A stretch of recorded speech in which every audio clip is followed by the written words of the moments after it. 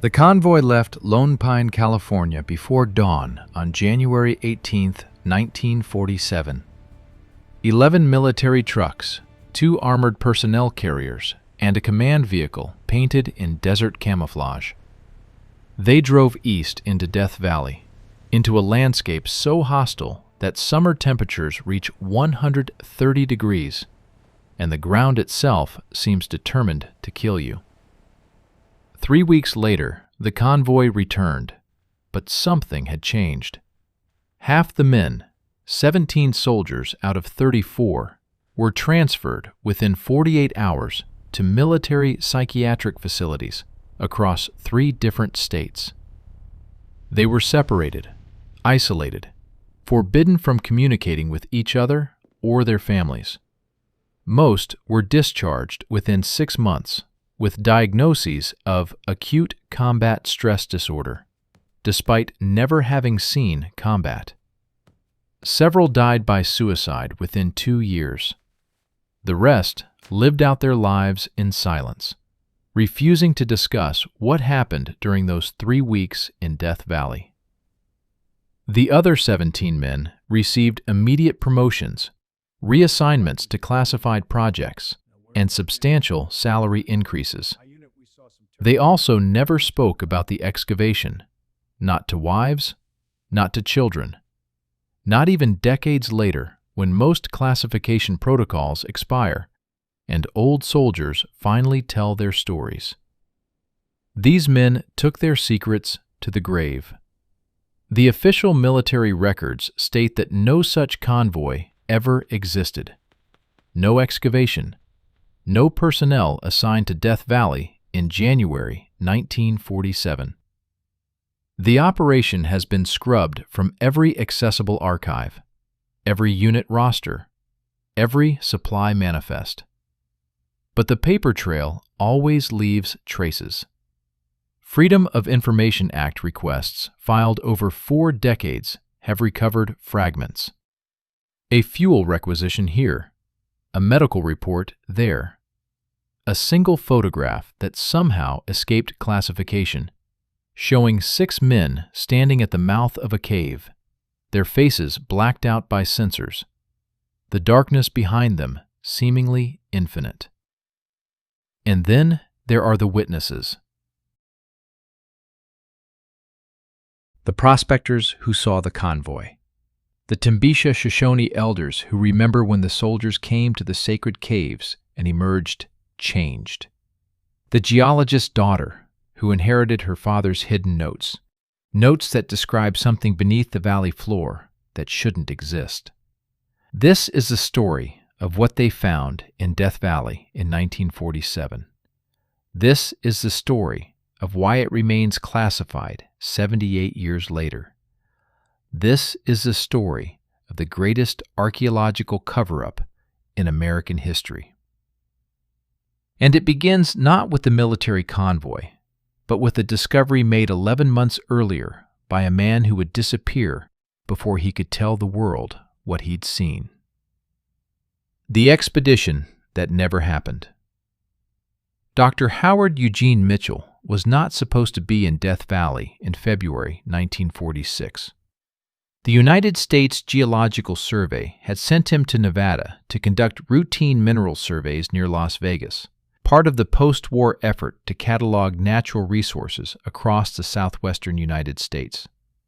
Mitchell was 42 years old, a Stanford-educated geologist with 15 years of field experience and a reputation for meticulous documentation.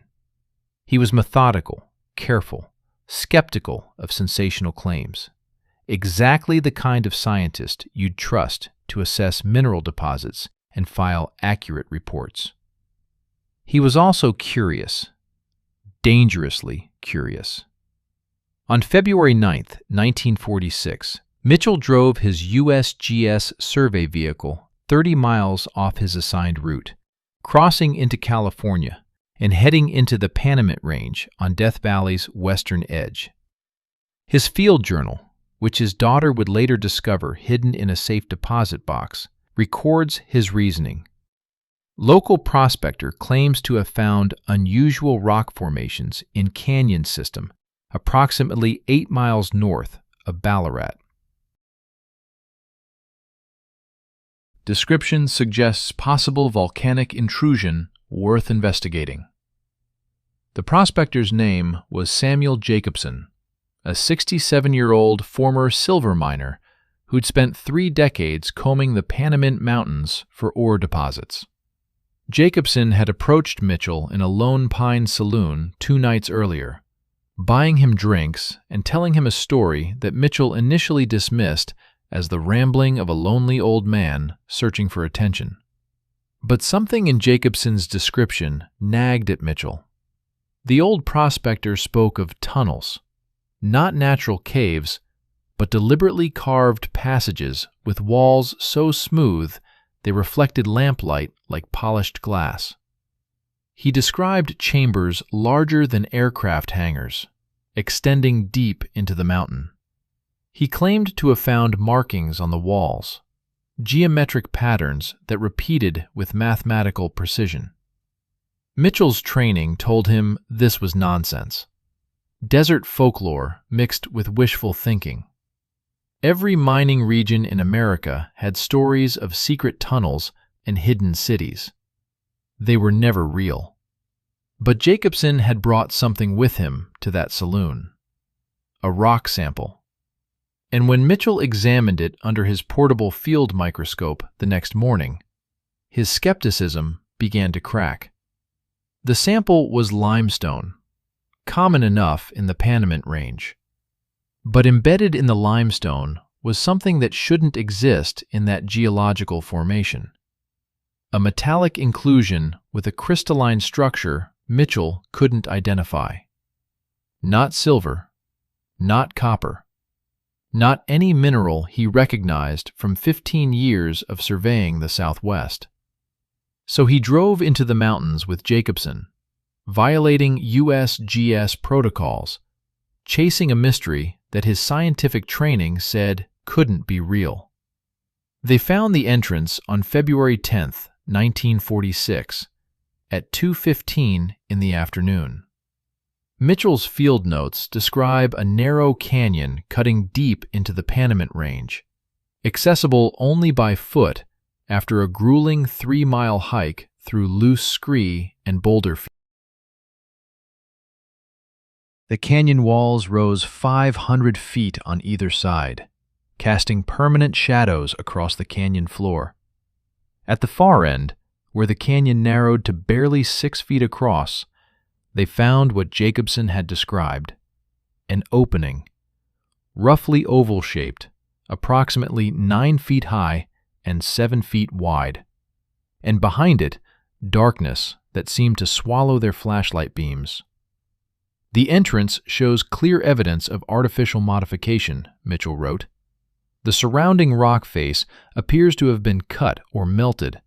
I can find no other word for it. The edges are smooth, almost fused, with a glassy quality unlike any natural geological process I've encountered. Temperature readings at the entrance are 11 degrees cooler than ambient canyon temperature, suggesting airflow from deeper chambers. They entered the tunnel.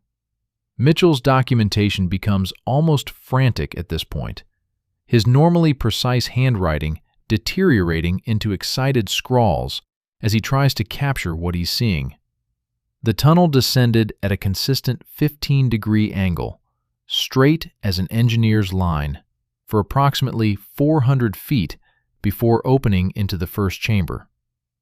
Chamber dimensions: roughly circular, diameter estimated at 120 feet, ceiling height 40 to 50 feet. Walls show the same polished quality as entrance tunnel. No tool marks visible, no debris, no fallen rock. The chamber appears to have been created in a single process, carved from solid limestone with a precision that exceeds modern mining capabilities. But it was the walls that truly caught Mitchell's attention. Covering nearly every surface were markings.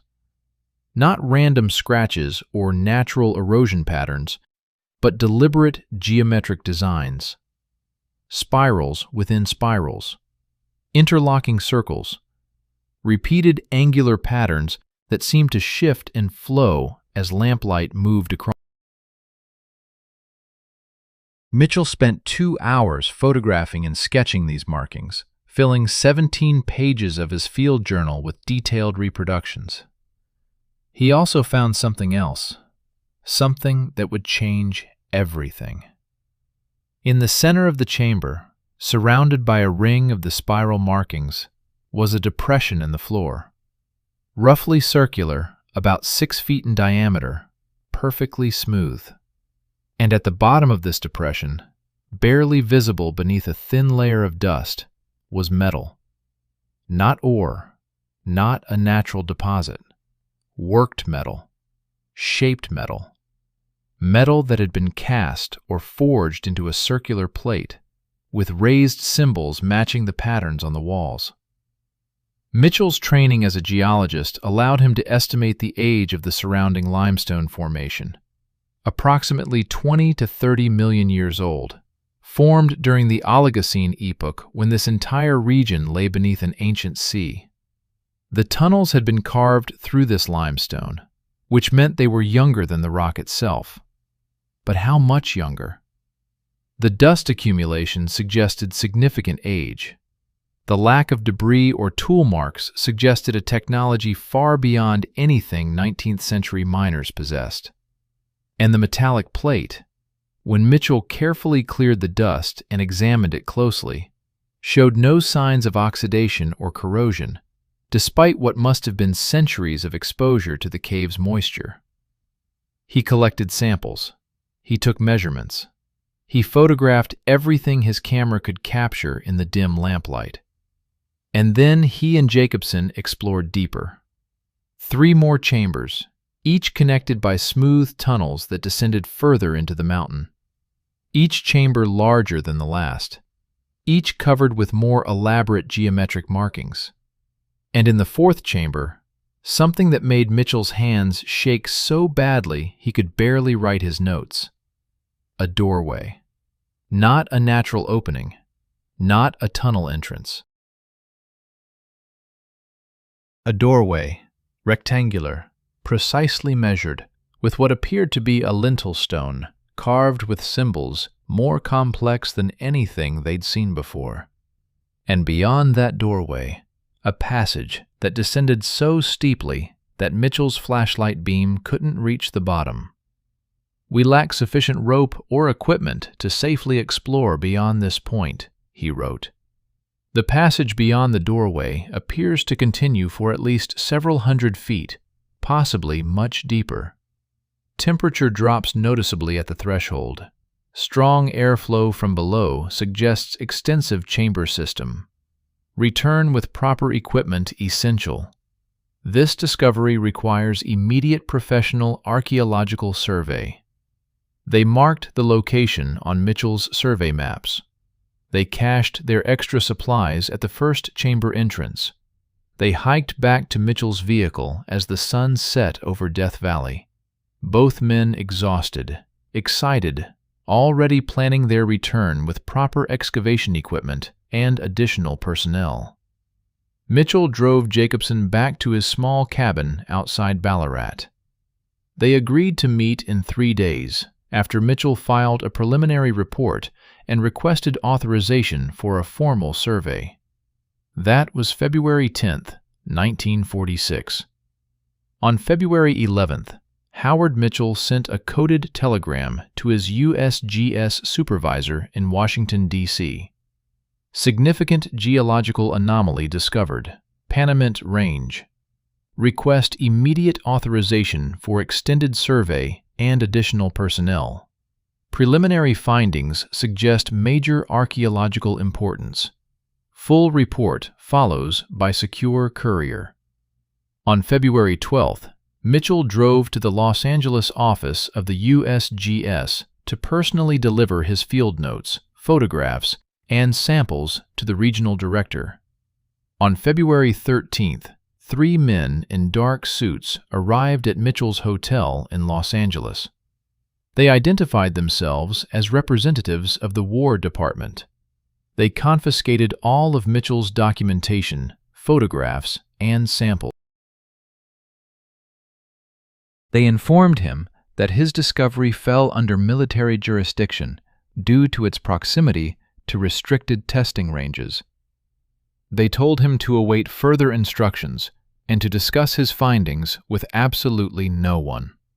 On February 14th, Samuel Jacobson died in his sleep. The Inyo County coroner ruled it natural causes, heart failure, common in a 67-year-old man living alone in the desert. No autopsy was performed. His cabin was cleared out within 48 hours by persons unknown. His few possessions were never claimed. On February 16th, Howard Mitchell was visited again by the War Department representatives. This time, they were accompanied by 2 Army officers and a civilian who introduced himself only as Dr. Werner. They questioned Mitchell for 7 hours about every detail of his discovery. They wanted to know if he'd told anyone else. They wanted to know if he'd made copies of his notes. They wanted to know the exact location of the tunnel entrance. Mitchell cooperated fully. He was a government employee, a patriot, a man who understood the concept of classified information in the context of post-war America. If the military needed to secure the site, he would comply. They thanked him for his cooperation. They told him he would be contacted when the site was cleared for proper scientific study. They reminded him that unauthorized disclosure of classified information carried severe penalties. On February 20th, Howard Mitchell disappeared. His wife reported him missing on February 22nd when he failed to return from what he'd told her was a routine follow-up survey. The USGS launched a search. Local authorities were notified. Search parties combed the routes Mitchell was known to travel. They found his vehicle on February 28th, abandoned on a dirt road 17 miles outside of Lone Pine. The keys were in the ignition. His personal effects were. There was no sign of struggle, no indication of mechanical failure, no evidence of foul play. Howard Eugene Mitchell was never seen again. The official investigation concluded that he had likely wandered into the desert and succumbed to exposure. Despite being an experienced field geologist who knew desert survival protocols intimately, his body was never recovered. The case was closed in April 1946 as a probable death due to misadventure. But Mitchell's daughter, Catherine Mitchell Dunn, never believed the official story. And when she was going through her father's papers after her mother's death in 1983, she found something that confirmed her suspicions: a safe deposit box key. A box her father had rented under a false name at a bank in Bishop, California. Inside that box were copies, meticulous copies, of everything Mitchell had documented in Death Valley. The field notes, the photographs, the sketches of the geometric markings, the sample analysis reports, the maps showing the exact location of the tunnel entrance.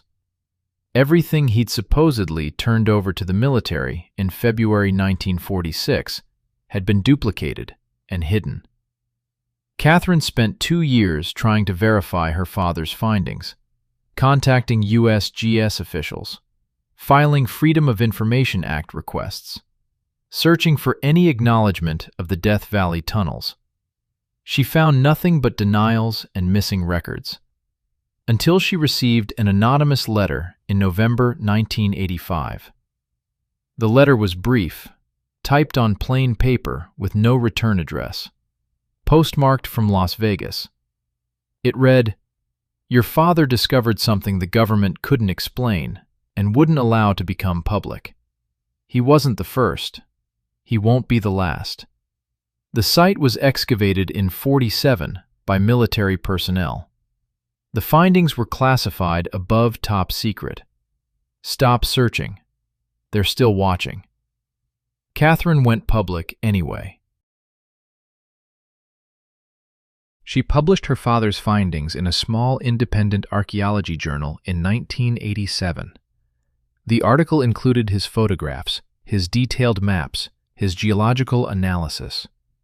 She provided the exact coordinates of the tunnel entrance in the Panamint Range. Within a month, the journal's offices were burglarized. All records related to the article were stolen, including the original photographic negatives and document copies Catherine had provided. The journal's editor received legal threats from federal attorneys claiming the publication of the maps violated national security protocols related to restricted military areas. The journal retracted the article. Catherine was advised by multiple attorneys that pursuing the matter further could result in prosecution. But the information was out there. Copies existed, and in January 1947, exactly 11 months after Howard Mitchell's initial discovery, someone in the government decided that investigation was necessary. The convoy that left Lone Pine before dawn on January 18, 1947, wasn't exploring unknown territory. They knew exactly where they were going. They had maps. They had coordinates. They had Howard Mitchell's documentation, even though officially it didn't exist.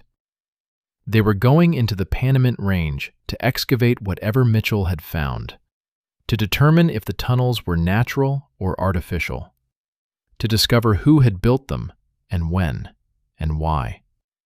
What they brought back from those tunnels would remain classified for the next 78 years, and counting. The legend of the Panamint Tunnels. The Timbisha Shoshone people have lived in what we now call Death Valley for more than 1,000 years. They call it Tumpisa, the place of red ochre rock. They survived in one of the harshest environments on Earth by understanding something that modern science often forgets. The desert remembers everything.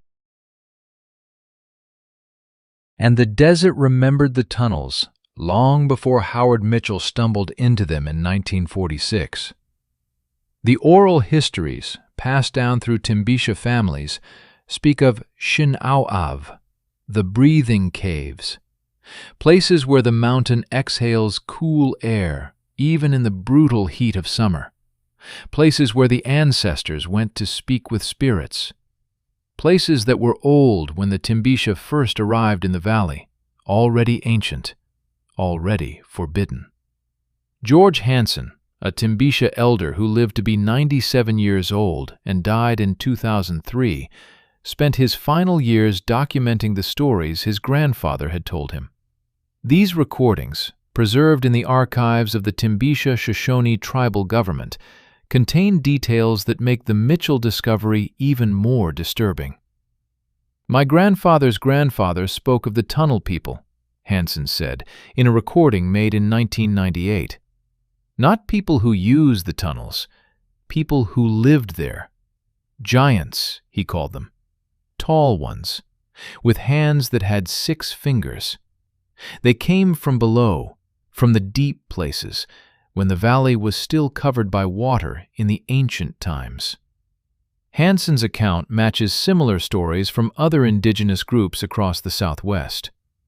The Paiute tribes speak of the Siteka, red-haired giants who lived in caves and waged war against the ancestors until they were driven into the depths and sealed inside.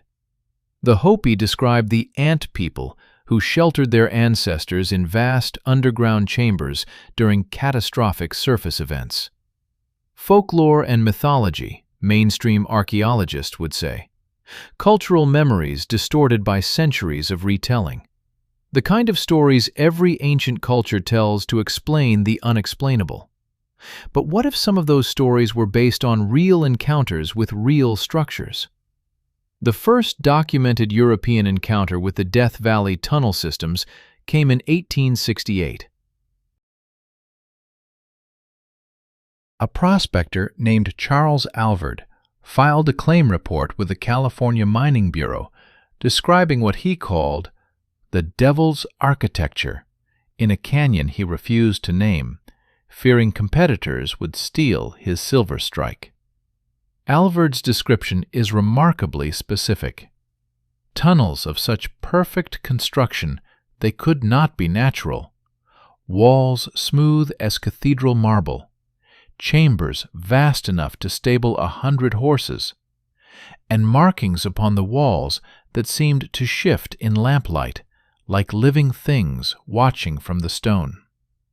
Alvord removed several silver ore samples from the area and had them assayed in San Francisco. The assayer's report noted something peculiar. The samples contained unusual trace elements, including concentrations of iridium and osmium far higher than typical terrestrial deposits.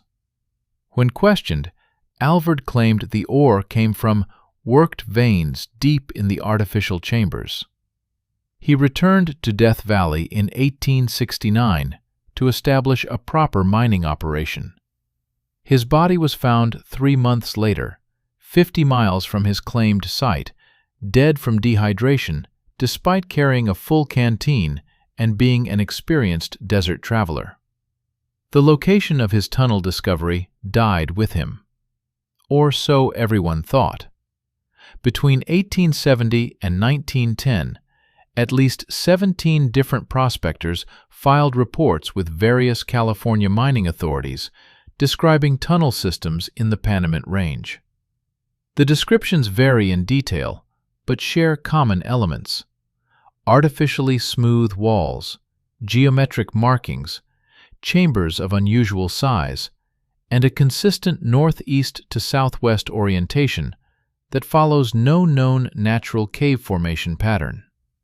But the most detailed pre-Mitchell account came from a mining engineer named William Clark in 1923. Clark was hired by a Los Angeles investment group to survey mineral potential in the northern Panamint. Unlike most prospectors, Clark had formal training. He'd graduated from the Colorado School of Mines in 1902 and spent 20 years surveying mining operations across the western United States. His reports were technical, precise, and generally devoid of sensationalism, which makes his 1923 survey report all the more remarkable. Clark's official report, filed with the California Geological Survey and still available in their archives, describes discovering an entrance to an extensive tunnel system of indeterminate age and unknown origin, approximately 9 miles north of the abandoned mining town of Ballarat. The location matches the coordinates in Howard Mitchell's later documentation almost exactly. The tunnel entrance, Clark wrote, measures approximately 3 meters high by 2 meters wide, with walls exhibiting a polished surface inconsistent with known mining techniques of the 19th century. The tunnel descends at a uniform angle of approximately 15 degrees for a distance I estimate at 120 to 150 meters before opening into a large chamber. Clark explored 3 chambers over 2 days, documenting what he saw with professional detachment. He noted the geometric wall markings, which he described as repetitive patterns suggesting mathematical or astronomical significance. He measured the chambers, estimating the largest at 45 meters in diameter, with a ceiling height of 15 meters. He collected rock samples showing the same unusual trace elements Alvord had found 55 years earlier. And he found something else. Something that apparently convinced him these tunnels were not the work of 19th century miners. In the deepest chamber he reached, Clark discovered what he called a sealed portal, a rectangular opening approximately 2 meters high, blocked by a stone that appeared to have been placed deliberately rather than fallen naturally. The blocking stone, according to Clark's measurements, weighed an estimated 3 to 4 tons. "The stone's placement suggests intentional sealing," he wrote. "The surrounding floor shows scrape marks indicating the stone was moved into position. However, no mechanism for moving such mass is evident. No leverage points, no roller grooves, no ramp construction.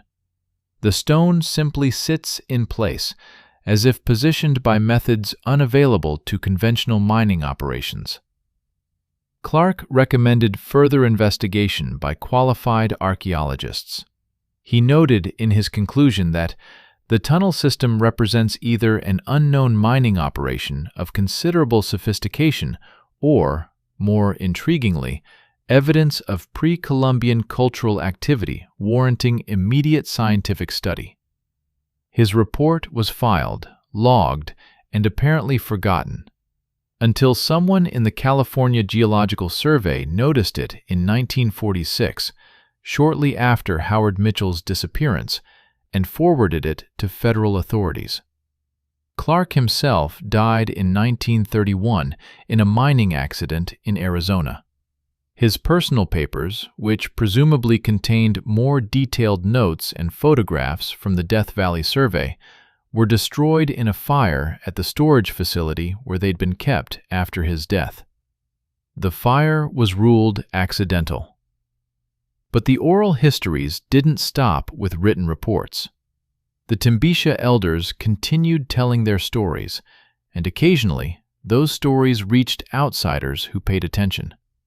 In 1937, an anthropologist named Dr. Margaret Pearson spent 6 months living with Timbisha families as part of her doctoral research on indigenous Death Valley cultures. Her dissertation, submitted to the University of California, Berkeley in 1938, contains an entire chapter on Timbisha underground mythology. Pearson documented multiple accounts of the breathing caves from elders who claimed their grandparents had actually entered the tunnels in the mid-19th century. According to these accounts, the tunnels connected to a vast underground network that extended for many days' journey beneath the valley floor. One elder, identified in Pearson's notes only as Joseph, provided a description that matches Mitchell's and Clark's findings with disturbing precision. "The walls have the writing of the old ones, not our writing, not Spanish writing, not any writing the white men know. Circles and lines that teach the way the stars move, the way water flows beneath the dry places, the way to find the deep chambers where the tall ones slept." Pearson asked Joseph if anyone still visited these tunnels. His response, recorded verbatim in her dissertation: "The elders forbid it after the soldiers came. This was in my grandfather's time, when the government men first came to the valley. They went into the sacred caves, and some did not come out. The ones who did come out were changed. They had seen things below that made them afraid. After that, the government closed the entrances. They said the tunnels were dangerous, but we knew they had found something they wanted to keep secret." The timeline Joseph describes suggests military interest in the Death Valley tunnels dating back to at least the 1880s or 1890s, decades before Mitchell's discovery. Pearson attempted to verify these accounts by searching military records and government survey reports from that period. She found references to geological surveys and mineral assessments conducted by Army Corps of Engineers personnel in the Panamint Range between 1887 and 1894, but no detailed reports of findings. She also found something else: a classified memo from 1892, partially redacted but still readable in the Berkeley archives, referring to unusual structural discoveries in the Death Valley region and recommending immediate restriction of civilian access pending further investigation. Pearson's dissertation was accepted. She received her doctorate, and she took a position at a small college in Oregon. In 1940, she published a popular archaeology book titled Hidden Valleys: Lost Cultures of the American Southwest, that included a chapter on the Death Valley tunnels based on her Timbisha research. The book sold poorly and attracted little attention from mainstream archaeologists, who dismissed it as credulous reporting of indigenous mythology. But someone read it with great interest. In 1941, Dr. Margaret Pearson received a letter from the War Department requesting a meeting to discuss certain archaeological findings of potential national security interest. She met with military intelligence officers in San Francisco in March 1941. The content of that meeting remains classified. What we know is this: Pearson stopped publishing about Death Valley. She stopped researching underground structures. She accepted a position at a government research facility in New Mexico and spent the rest of her career working on classified projects she never discussed. She died in 1979.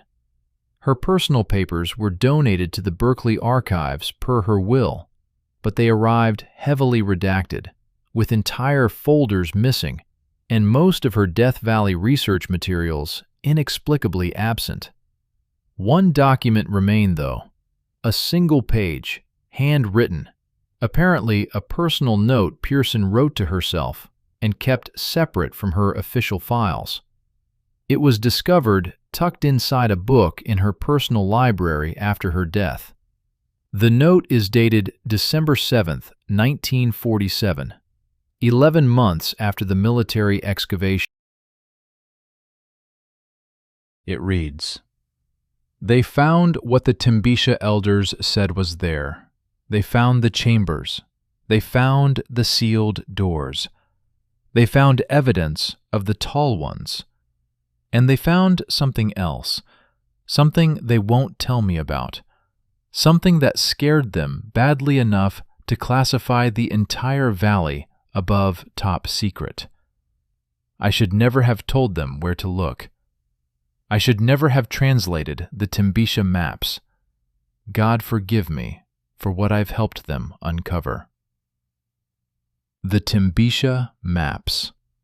This is the first documentary evidence suggesting that indigenous knowledge directly guided the military excavation. That the soldiers who entered those tunnels in January 1947 weren't exploring blindly. They had maps. They had cultural information passed down through generations. They knew what they were looking for. But what were they looking for? The Timbisha stories speak of chambers where the tall ones slept. William Clark found a sealed portal blocking access to deeper levels. Howard Mitchell documented doorways leading to passages that descended beyond the range of his flashlight. And the military, armed with indigenous maps and 70 years of fragmentary reports, sent 34 soldiers into those tunnels to find out what lay beyond those sealed doors. When they emerged 3 weeks later, 17 men were committed to psychiatric hospitals, and 17 received promotions and security clearances that would keep them silent for the rest of their lives. Whatever the breathing caves contained, whatever the tall ones left behind, whatever secret the Timbisha elders had guarded for generations, the United States government found it in January 1947, and they've been hiding it ever since. But before we can understand what they found, we need to understand what Howard Mitchell's geological analysis revealed about the tunnels themselves. Because the rock doesn't lie. The stone remembers.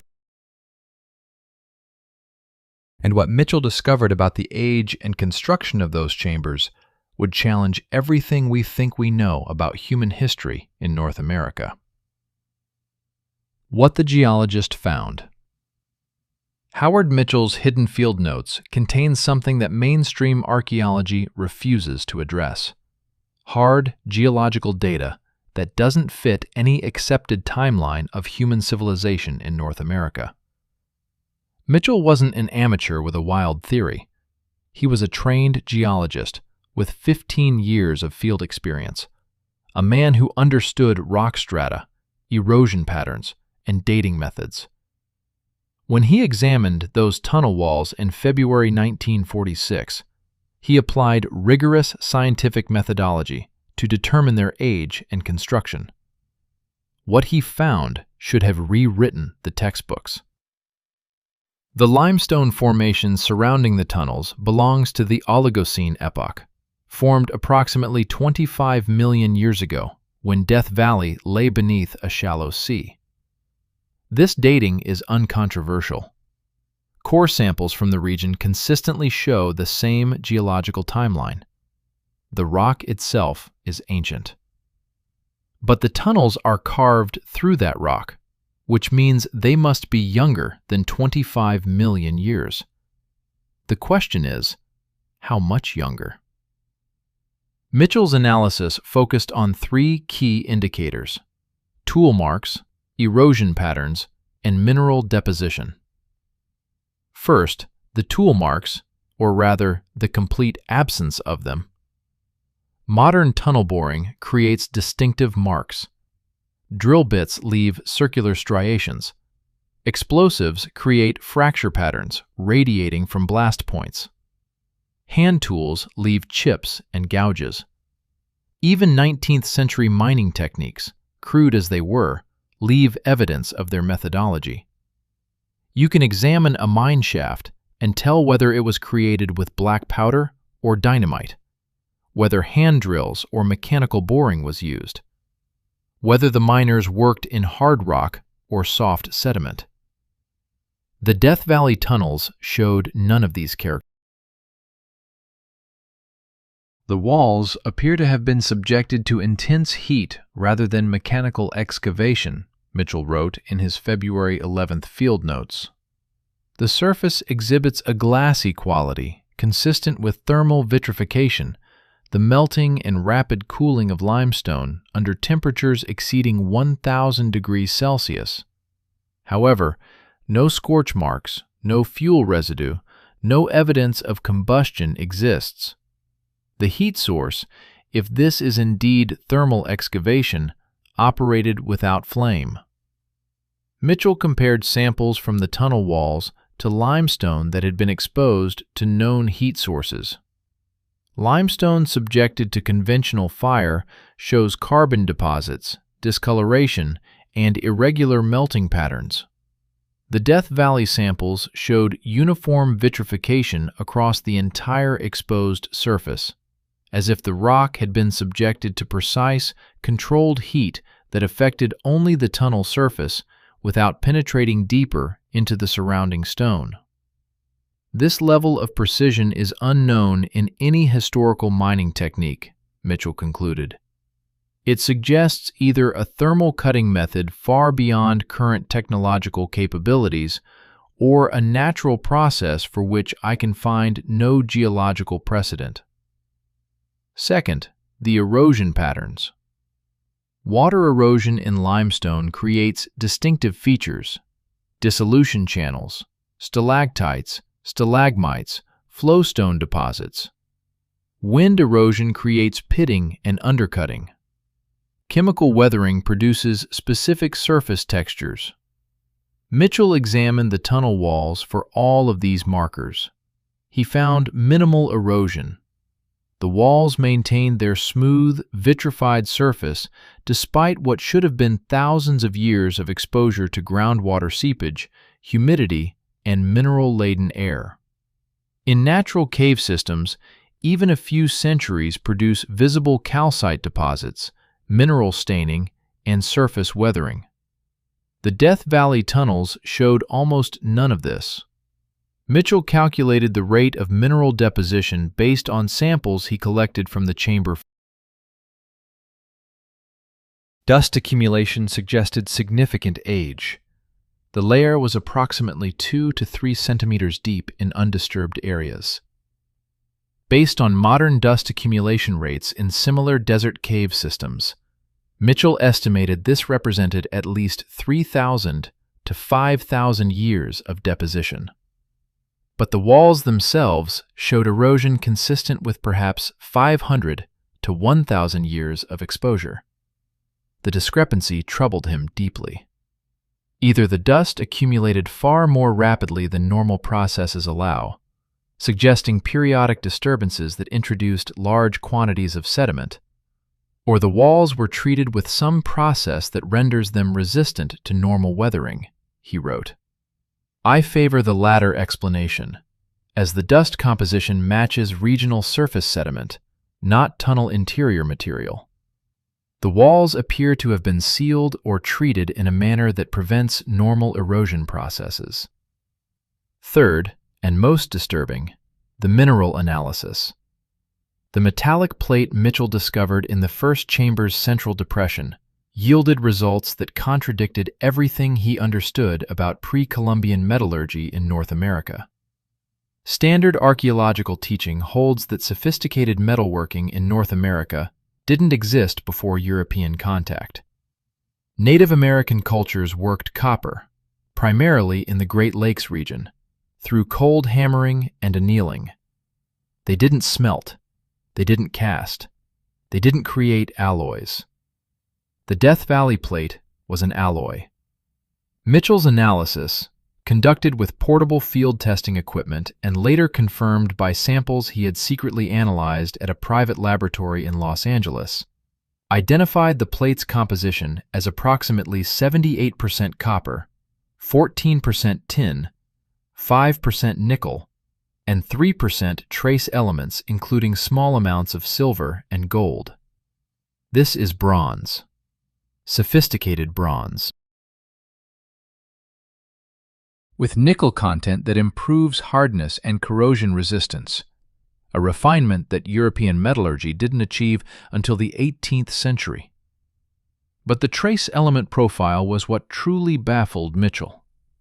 The sample contained detectable levels of iridium and osmium, extremely rare elements that almost never occur in bronze artifacts.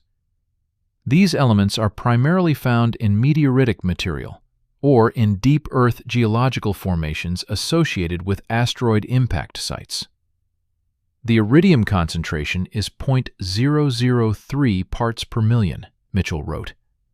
This is approximately 30 times higher than background levels in regional rock samples. The osmium concentration is similarly elevated. These elements are not present in Death Valley copper deposits, tin deposits, or any known metal ore sources within 500 miles of this location. Mitchell's conclusion? Whoever created the bronze plate either had access to meteoritic metal or possessed mining and refining techniques capable of extracting rare elements from deep geological formations, techniques that shouldn't have existed in pre-Columbian North America. Or the plate was older than pre-Columbian culture, much older. Mitchell attempted to arrange radiocarbon dating of organic material he found adhering to the plate's surface, microscopic plant fibers embedded in surface corrosion. The samples were sent to the laboratory at the University of California, Los Angeles in early February 1946. The results never reached him. After his disappearance, his daughter Catherine attempted to track down these test results through Freedom of Information Act requests. UCLA's records indicated that samples from H. Mitchell, USGS, were received on February 12, 1946, logged for analysis, and then transferred to federal authorities on February 18 under emergency classified protocols. The results were never published. The samples were never. But Mitchell had made notes of the preliminary discussions with the UCLA laboratory director before the formal testing began. According to these notes, the laboratory director had examined the samples under microscopic analysis and expressed surprise at the fiber's preservation state, suggesting antiquity potentially measuring in thousands rather than hundreds of years. Thousands of years. If accurate, this would place the creation of the bronze plate and the tunnel system somewhere in the deep pre-Columbian period, contemporary with, or earlier than, the earliest known sophisticated cultures in Mesoamerica. But Mitchell's geological analysis of the tunnel construction suggested something even more disturbing. The limestone formation through which the tunnels were carved shows compression fractures consistent with significant tectonic activity. Death Valley sits on an active fault system. The valley itself formed through extensional faulting that began approximately 4 million years ago and continues today. Major seismic events occur regularly on geological timescales. Mitchell documented fracture patterns in the chamber walls and used these to estimate when major seismic events had occurred relative to the tunnel construction. His methodology was simple. If fractures cut through the vitrified tunnel surface, the earthquake occurred after the tunnels were built. If fractures appear only in the surrounding unmodified limestone, the earthquake occurred before construction. His findings. The vitrified tunnel surfaces showed no major fracture patterns. The surrounding limestone showed multiple generations of compression fractures, some relatively recent, some dating back thousands of years. The tunnels post-date the most recent major seismic event affecting this limestone formation, Mitchell. Based on regional seismic history, the last major earthquake capable of producing the observed fracture patterns in this geological formation occurred approximately 10,000 to 12,000 years ago, corresponding to the end of the Pleistocene epoch. Let that settle in for a moment. Mitchell was suggesting, based on hard geological evidence, that the Death Valley tunnels were carved after the end of the last ice age, when mainstream archaeology tells us that human beings in North America were still living as small bands of hunter-gatherers with stone tools and no permanent architecture. Yet someone in Death Valley was carving miles of tunnels through solid limestone using a thermal process we still can't replicate.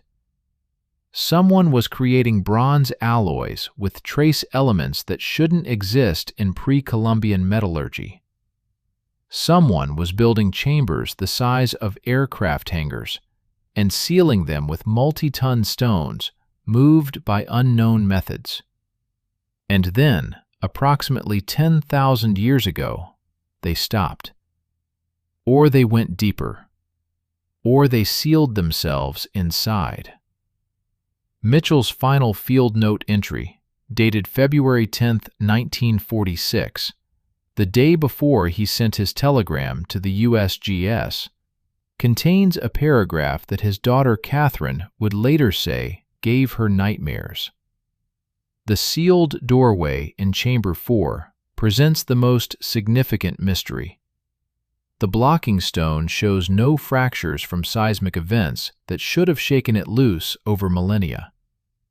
This suggests either impossible luck or deliberate engineering that accounts for seismic movement, a level of sophistication that implies knowledge of fault dynamics we've only recently acquired.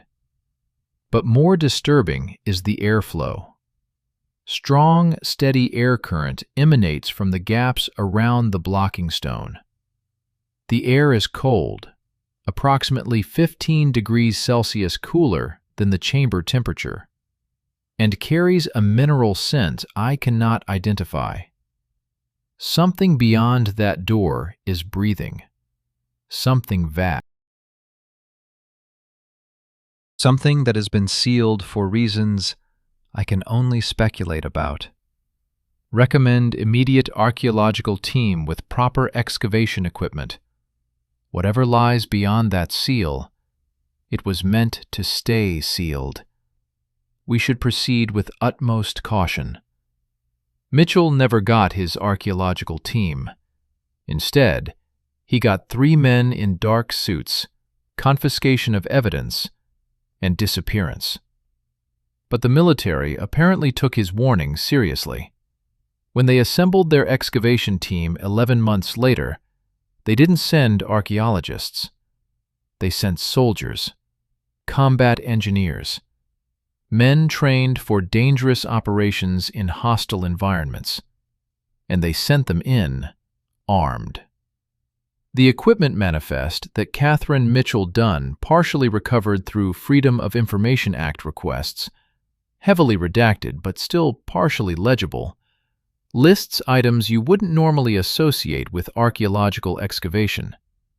Pneumatic drilling equipment, yes. Lighting rigs and survey instruments, certainly. But also, respirators rated for unknown chemical environments, radiation detection equipment, weapons. Lots of weapons. M1 Garand rifles, Thompson submachine guns, enough ammunition for a small war. Why would an excavation team need combat armament? What did Mitchell's report tell them to expect beyond that sealed door? And what did the geological analysis reveal that was so dangerous it required classifying not just the findings, but the entire operation, erasing it from official records, and silencing everyone who participated? Catherine Mitchell Dunn spent decades trying to answer these questions. She contacted every surviving member of the geological survey teams that worked in Death Valley during the 1940s. Most refused to speak with her. 2 agreed to brief conversations on condition of anonymity. One of them, a surveyor who'd worked with her father in early 1946, told her something that still appears in her notes. Your father found evidence of mining operations that couldn't have been done by Native Americans, couldn't have been done by Spanish conquistadors, couldn't have been done by 19th century prospectors. The tunnels were ancient and sophisticated, and they went deep, really deep. The government wanted to know how deep and what was down there. I think they found out. I think they wished they hadn't. The other anonymous source was more specific. The geological data your father collected indicated the tunnels connected to a massive void space approximately 1 mile beneath the valley floor. Ground-penetrating surveys done in late '46 confirmed it. The void is roughly 5 miles long and 2 miles wide. It's not a natural cavern. The seismic signatures are wrong for natural formation. It's artificial. Someone hollowed out a space beneath Death Valley large enough to hold a city. The tunnels Mitchell found were just access points, doorways. The question wasn't who built them. The question was, is anyone still down there? 1 mile beneath Death Valley, 5 miles long, 2 miles wide. A city under the desert, built by unknown hands, sealed for unknown reasons. And in January 1947, the United States military decided to break the seal and find out what lay in the deep places beneath the breathing caves. They opened the door that Mitchell's geological instincts had told him should stay closed. And what they found in the darkness would remain classified for the next 78 years, locked away in vaults and buried in documents that officially don't exist, guarded by men who took their secrets to the grave. But fragments remain. Testimony leaks. Documents slip through redactions. And the truth, like air from those sealed chambers, slowly finds its way to the surface. The 1947 The convoy assembled in the pre-dawn darkness of January 18, 1947, at Fort Irwin Military Base, 60 miles northeast of Barstow, California. 11 trucks, 2 armored personnel carriers, 1 command vehicle, 34 men. Their official designation was Engineering Survey Unit 77 Delta. Their official mission was geological assessment and terrain mapping in support of future training operations. The paperwork was perfect. The cover story was boring enough to avoid questions. But engineering survey units don't require psychiatrists. The convoy's roster, partially recovered through a Freedom of Information Act request filed in 2008, lists the personnel assignments. 28 combat engineers, 3 officers, 2 civilian specialists identified only as Dr. Werner and Dr. Halstead, and 1 person whose role is listed simply as medical/psychiatric, Lieutenant Colonel Morrison. Why would a geological survey need a psychiatrist? The convoy left Fort Irwin at 0400 hours. They drove northwest, skirting the edge of Death Valley, following unmarked dirt roads that don't appear on any civilian maps. They carried enough supplies for 30 days, water for 60, and equipment that had nothing to do with geological surveys. A prospector named William Taggart was camping in the Panamint foothills that morning, checking his claim markers before the summer heat made the desert impassable. He watched the convoy pass through his binoculars, counting vehicles, noting the covered cargo beds, observing the disciplined military precision of their movement. Taggart gave a statement to a local researcher in 1973, recorded in the archives of the Death Valley Prospectors Association. They weren't regular Army. I'd served in the Pacific, seen plenty of engineering units. These boys moved different, tighter, more careful, like they were heading into combat, not conducting a survey. And the equipment under those tarps. I caught a glimpse when one truck hit a rough patch and the covering shifted. Looked like drilling rigs, but also crates stamped with hazard symbols, the kind you see on munitions. The convoy reached the target area by 0800 hours. They established a perimeter immediately. 2 men posted as sentries, radio equipment deployed. And then they disappeared into the canyon where Howard Mitchell had found the tunnel entrance 10 months earlier. For 3 weeks, no one saw them, but people heard them. Taggart's prospecting claim was approximately 3 miles from the excavation site, close enough to hear sounds carried on the desert wind. In his 1973 statement, he described what he heard over those 21 days. Drilling, constant drilling, day and night for the first week. The kind of grinding, hammering sound that echoes through canyons, bouncing off rock walls. I figured they were boring through hard stone. Then the drilling stopped. For 2 days, nothing but the wind. Then I heard something else. Explosions. Not big ones, controlled detonations, maybe blasting caps or shaped charges. 3 explosions over 6 hours. After that, silence again. Complete silence for 3 more days. Then the screaming started. It was January 27th, late afternoon. I was checking my sluice gate when I heard it. Men shouting. Not work calls or instructions. Fear. Raw fear. The sound echoed up the canyon, and even at 3 miles distance I could hear the panic in those voices. Lasted maybe 10 minutes, then silence again. I thought about riding over there, checking if they needed help, but something stopped me. Call it instinct, call it cowardice. I stayed away. 2 days later, I saw soldiers on foot patrol in the foothills. They weren't surveying, they were searching, looking for something or someone. I kept my head down, stayed. When you're a desert rat with questionable mining claims, you learn to avoid government attention. The convoy left on February 8th. I counted the vehicles through my binoculars. 11 trucks, 2 APCs, 1 command vehicle, same as arrived. But when they drove past my position on the return route, I could see into some of the truck beds where the tarps had come loose. They were transporting something. Crates. Lots of crates.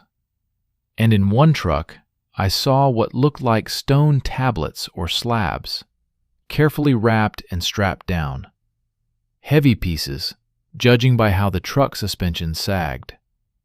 But what I remember most is the men. The ones I could see sitting in the open. They weren't talking, weren't smoking or joking like soldiers do after finishing a job. They just sat there, staring at nothing, like they'd seen something that had hollowed them out inside. Taggart's account is the most detailed civilian observation of the excavation. But he wasn't the only witness. 3 Timbisha Shoshone families lived in the region during winter 1947. They watched the convoy arrive, watched the soldiers enter the sacred breathing caves, and waited to see what would emerge. Thomas Stone, a Timbisha elder born in 1935, remembered his father's reaction when the soldiers came. Stone gave an oral history interview to the Timbisha Tribal Council in 2006, recorded and archived at the Tribal Cultural Center. My father knew those caves. His father had shown him the entrances when he was young, before the elders forbade anyone from entering. He told me that when the white soldiers went inside, he prayed for them. Not because he liked them. Relations between Timbisha and the government weren't good then. He prayed because he knew what was down there. The old stories, the warnings, the tall ones who slept in the deep places, waiting for the world to turn back to what it was before the Great Drying. He said the soldiers were arrogant. They thought their machines and weapons made them powerful. They didn't understand that some doors should stay closed. Some seals should stay intact. Some sleepers should stay sleeping. When the soldiers came out, my father said they were changed. Some were taken away in trucks, wrapped in blankets, shaking. Others walked differently, looked around differently, like they couldn't trust their own eyes anymore. One soldier approached my father's camp. This was against orders, you could tell, and asked him a question. The soldier said, "Did your people build what's down there?" My father said no. The soldier said, "Then who did?"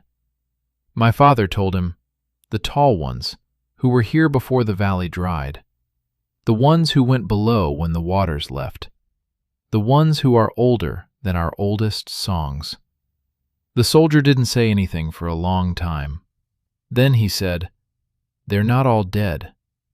Some of them are still down there, still preserved. We found them."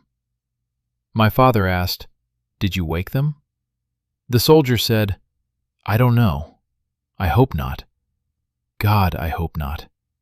Then he left. Military police picked him up an hour later. We never saw him again. Still preserved. We found them. What does that mean? Bodies? Mummies? Something else? The fragmentary documents recovered through decades of Freedom of Information Act requests provide partial answers, though the most sensitive material remains classified or destroyed. The excavation proceeded in 3 phases, based on timeline reconstructions from the recovered paperwork. Phase 1. January 18th through January 24th. Initial survey and tunnel clearing. The team descended into Mitchell's chambers, documented everything with military precision, and began drilling operations to breach the sealed doorway in Chamber 4. This phase matches Taggart's description of constant drilling sounds. Phase 2. January 25th through January 27th. Breach and initial exploration beyond the sealed door. This corresponds with the explosions Taggart heard, and critically, with the screaming. Something happened during this phase that caused psychological casualties, something that sent men into panic. Phase 3, January 28th through February 7th. Deep excavation and material recovery. The team continued working despite whatever they'd encountered, extracting artifacts, taking samples, documenting findings. This suggests that, despite the trauma of Phase 2, the operation was deemed important enough to continue. A single page from a daily log survived the classification purge, apparently misfiled in the wrong archive and later discovered by a researcher combing through unrelated military engineering records from 1947. The page is dated January 27th, written in neat handwriting, signed with initials C.H. Possibly Captain something Harris or Henderson, based on the partial roster recovered.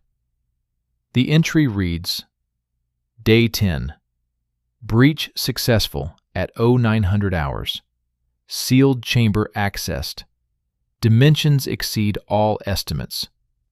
Dr. Werner confirms artificial construction. Walls show same vitrification as upper chambers, but more extensive. Temperature steady at 7 degrees Celsius, despite depth. Air quality acceptable with respirators. Interior chamber contains structures. Repeat, structures, not natural formations. Deliberate construction. Stone platforms arranged in geometric patterns. Central dais approximately 3 meters high with steps. And on the platforms, the next 3 lines are heavily redacted, blacked out so thoroughly that even backlight analysis can't penetrate the censorship. Then the entry continues. Dr. Halstead experiencing mental distress. Morrison administering sedatives. 3 enlisted men removed from chamber on Morrison's orders. Acute stress reactions. Werner insists we continue documentation. Says we may never get another chance. That higher command will seal this location permanently once they understand what we've found. Personal note. I've served in combat. I've seen death. I've seen men die badly. What's in that chamber isn't death. It's something worse. It's waiting. Everything down here feels like it's waiting. The walls, the air, the structures themselves, waiting for something to happen, waiting for us to do something, or say something, or touch something that will. The entry ends mid-sentence. The rest of the page is torn away. C.H. never completed that thought. Or, if he did, that completion remains classified. But we know the excavation continued for 11 more days after that entry. Whatever psychological trauma affected some team members, others kept working. They extracted material. They took measurements. They photographed everything their classification protocols allowed. And they found the preserved ones. Multiple sources reference this discovery, though always obliquely, always with careful language that avoids explicit description. A medical report filed by Lieutenant Colonel Morrison and partially recovered in 2012 describes treating extreme psychological distress in 7 personnel following exposure to biological specimens of undetermined origin and antiquity. The report notes that the distress was not attributable to normal fear responses, but rather to cognitive dissonance produced by observations inconsistent with accepted scientific understanding of human development and regional archaeological history. Cognitive dissonance. That's the clinical term for what happens when what you see contradicts what you believe possible. When reality breaks your worldview. What did those soldiers see that broke them? Another fragment, this one from a requisition form requesting additional documentation equipment, mentions specimen photography requiring specialized lighting due to unusual tissue preservation in low humidity environment.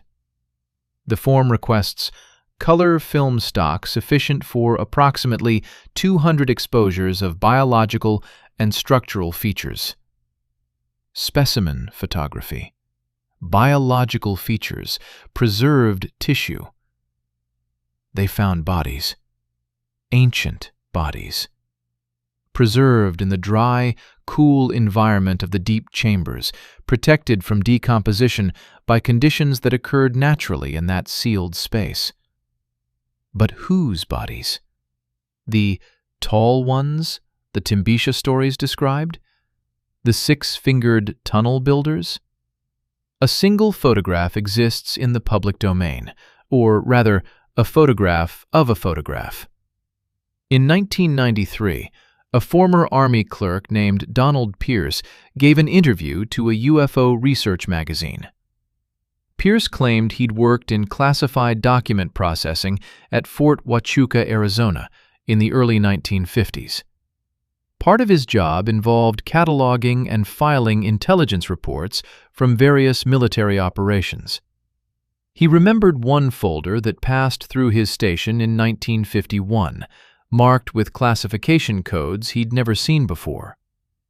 Inside were photographs from what the cover sheet identified as Death Valley Survey, 1947. Pierce claimed he studied the photos for maybe 30 seconds before his supervisor noticed and removed the folder. But he remembered one image clearly enough to sketch it years later. That sketch appeared in the magazine interview. It shows a humanoid figure lying on what appears to be a stone platform. The proportions are wrong. The torso is too long, the limbs are too elongated, the skull is too large. The hands, and Pierce was specific about this, have 6. The figure appears to be wearing some kind of fitted garment, though whether it's clothing or natural skin discoloration, Pierce couldn't determine from the photograph. Skeptics dismissed Pierce's account as fabrication or misremembering. The sketch looks like countless ancient alien hoax images. There's no way to verify his story, no way to prove he actually saw classified photographs. But Pierce's description matches details from other sources that emerged independently before his interview was published. The 6 fingers, the elongated proportions, the stone platforms, the fitted garments. Either Pierce saw a genuine classified photograph, or he constructed an elaborate hoax using information from disparate sources that weren't publicly connected in 1993. The military's response to Pierce's interview was telling. Absolute silence.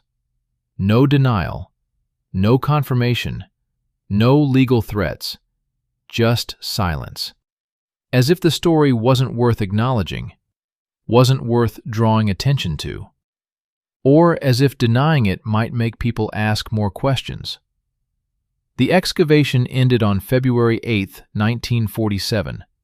The convoy packed their equipment, loaded their recovered materials, sealed the tunnel entrance with explosives that brought down part of the canyon wall, and drove back to Fort Irwin.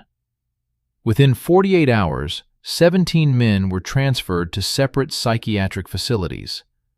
The other 17 received promotions, reassignments, and non-disclosure agreements that would bind them for life. The materials extracted from the tunnels, the crates Taggart saw, the wrapped stone tablets, were transported to an unknown location. Requisition forms show shipments to Site R, Nevada, and Facility 7, New Mexico. Both locations remain unidentified in public records. Dr. Werner and Dr. Halstead disappeared from all accessible records after February 1947. No publication history, no academic affiliations, no death certificate. They simply vanish from documentation.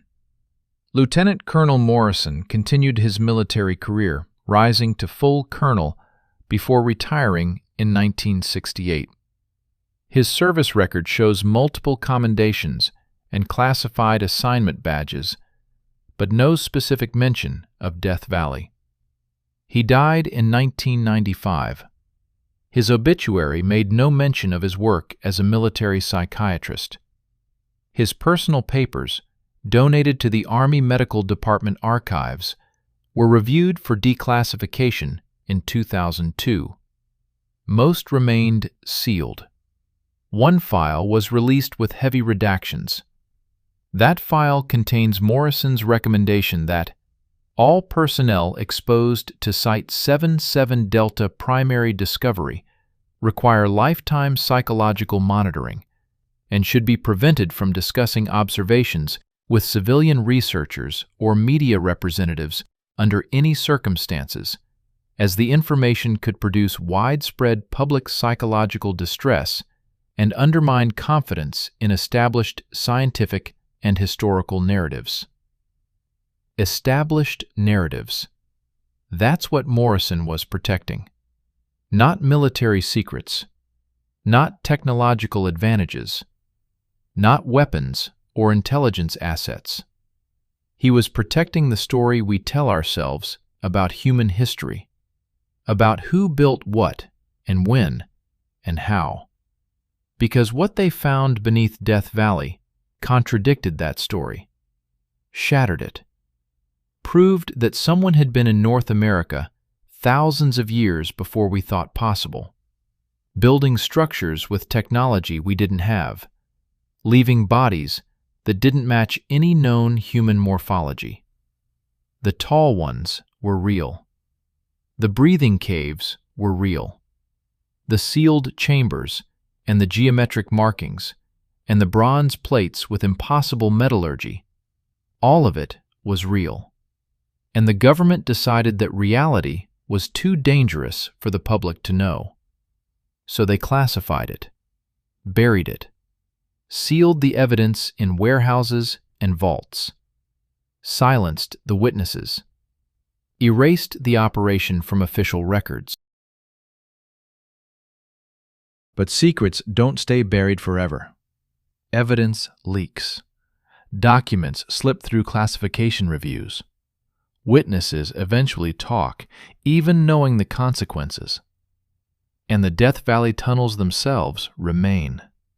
Collapsed, sealed, guarded by military restrictions and public ignorance, but still there, still breathing cool air from the deep chambers, still waiting beneath the desert floor, waiting for someone to ask the right questions, waiting for someone to piece together the fragments, waiting for the day when the seal finally breaks completely and the truth emerges from the darkness where it's been hidden for 78 years. Because the story doesn't end in 1947. The excavation was just the beginning, just the first time the military opened those doors.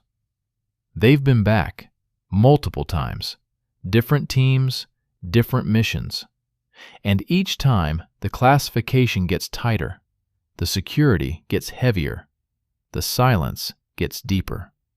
Something about Death Valley keeps drawing them back, something they're still trying to understand, something they're still trying to control, and maybe something they're still trying to keep contained. The pattern of silence. The Death Valley excavation wasn't an isolated incident. It was part of a pattern. Between 1945 and 1952, the United States military conducted at least 12 classified archaeological operations across the American Southwest. We know this not from official acknowledgement, but from fragments. Budget anomalies in Army Corps of Engineers spending reports. Unexplained equipment transfers to remote locations. Medical records showing psychiatric treatment for personnel with no documented combat exposure. And geological survey crews that appeared in restricted areas, did their work, and vanished from all subsequent records. Each operation followed the same protocol: military personnel, not civilian archaeologists. Immediate classification of findings. Transfer of materials to unknown secure facilities, and psychiatric screening for everyone involved. Someone in the government was systematically searching for something, and they were finding it. The earliest confirmed operation occurred in August 1945, barely 3 months after the end of World War II in Europe, while the Pacific War still raged. A Marine engineering battalion stationed at Camp Pendleton, California, was diverted from scheduled training exercises and sent into the Mojave Desert near Barstow. The operation designation was Survey Group Baker 9. The official mission: terrain assessment for future maneuver training. The actual mission: investigate reports from prospectors who'd discovered artificial cave systems with unusual architectural features in a remote canyon system. A single memo survived the classification process, discovered in the National Archives in 2007 by a researcher studying post-war military logistics. The memo, dated September 3, 1945, was sent from the commanding officer of Survey Group Baker 9 to the Department of the Navy Bureau of Ordnance, an odd recipient for a geological survey report. The memo's subject line: structural anomaly assessment and material recovery. The body of the memo is heavily redacted, but readable fragments include: underground chamber network confirmed as artificial construction. Estimated depth exceeds 200 feet. Wall composition analysis suggests thermal excavation method. Symbolic markings consistent with previous discovery in New Mexico territory. Recommend immediate expansion of search parameters to additional reported sites. Samples and photographic documentation transferred to Technical Intelligence Division per standing protocols. Previous discovery in New Mexico. This suggests that by September 1945, the military had already found something in New Mexico that made them take prospector reports seriously. Something that established standing protocols for handling artificial underground structures. Something that required Technical Intelligence Division involvement. New Mexico in 1945. What else was happening in New Mexico during that period? The Manhattan Project, Los Alamos, the development of the atomic bomb, massive military presence, extensive geological surveys to find uranium deposits, and thousands of personnel combing the desert, looking into canyons and caves, mapping terrain. What if some of those survey teams found more than uranium? The connection becomes more intriguing when you examine the Manhattan Project's geological survey reports. Most remain classified, unusual for a project whose technical details have been largely declassified since the 1970s. But a few survey documents have been released, and they contain peculiar notes. A survey conducted in June 1944 near Los Alamos mentions extensive natural cave systems with anomalous features requiring further investigation. The surveyor's name: Dr. Marcus Halstead. Yes, the same Halstead who appears in the Death Valley excavation roster 3 years later, identified as a civilian specialist. Halstead was a geologist with the Manhattan Project. He surveyed for uranium, and apparently he found caves. Caves interesting enough that he became the civilian specialist on multiple classified archaeological operations in the late 1940s. What did Halstead find in those New Mexico caves in 1944 that made the military want him on the Death Valley team in 1947? The pattern continues across the Southwest. Each operation targeted specific locations where indigenous legends spoke of ancient tunnels or where prospectors reported unusual underground structures. And each operation followed the same classification protocol. November 1946. Army engineers investigate structural anomalies in Arizona's Superstition Mountains. A budget allocation of $75,000, enormous for a survey operation, appears in War Department spending reports. No findings published. All personnel transferred to classified assignments within 6 months. March 1947. 2 months after Death Valley, a Navy construction battalion deploys to southern Utah near the Kuiperowitz Plateau.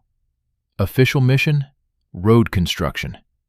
Actual deployment: 15 miles from the nearest planned road, in terrain requiring specialized drilling equipment. Local ranchers report seeing the Navy personnel working near canyon systems the Paiute tribes called the Old Ones City. Operation duration: 11 weeks. Results: classified. July 1947.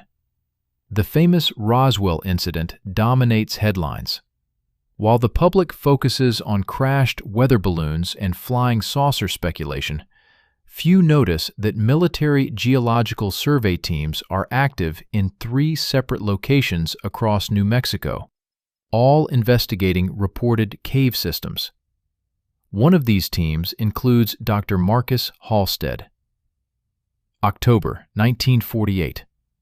Air Force personnel conduct routine geological assessment in Nevada's Pahrump Valley, 40 miles from Death Valley. Equipment manifests show ground-penetrating radar, technology barely operational in 1948, expensive and rare. The survey targets a specific canyon system where Paiute oral history describes houses carved in stone by the tall, ancient ones. Duration: 8 weeks. Findings: sealed under Atomic Energy Commission classification protocols, even though the site is nowhere near nuclear test areas. The Atomic Energy Commission classification is particularly interesting. By 1948, the AEC had become the government's go-to organization for classifying anything too sensitive for normal military classification. Nuclear weapons secrets, yes, but also anything else the government wanted buried under the heaviest possible security. Using AEC classification for archaeological sites meant these discoveries were considered as sensitive as atomic bomb designs. Why? February 1950. The largest operation of all. A joint Army-Air Force expedition into the Grand Canyon's most remote sections, specifically targeting areas the Hopi describe in their oral traditions as the emergence place, where their ancestors climbed from the underworld. The operation, designated Survey Group Echo 12, involved over 80 personnel and lasted 14 weeks. Equipment included portable X-ray machines, extensive photographic gear, mechanical lifting equipment capable of moving multi-ton loads, and enough medical supplies to support a field hospital. A supply requisition from this operation, partially declassified in 1998, requests additional psychiatric medication, chlorpromazine and sodium amytal, for management of acute stress reactions in personnel exposed to primary discovery sites.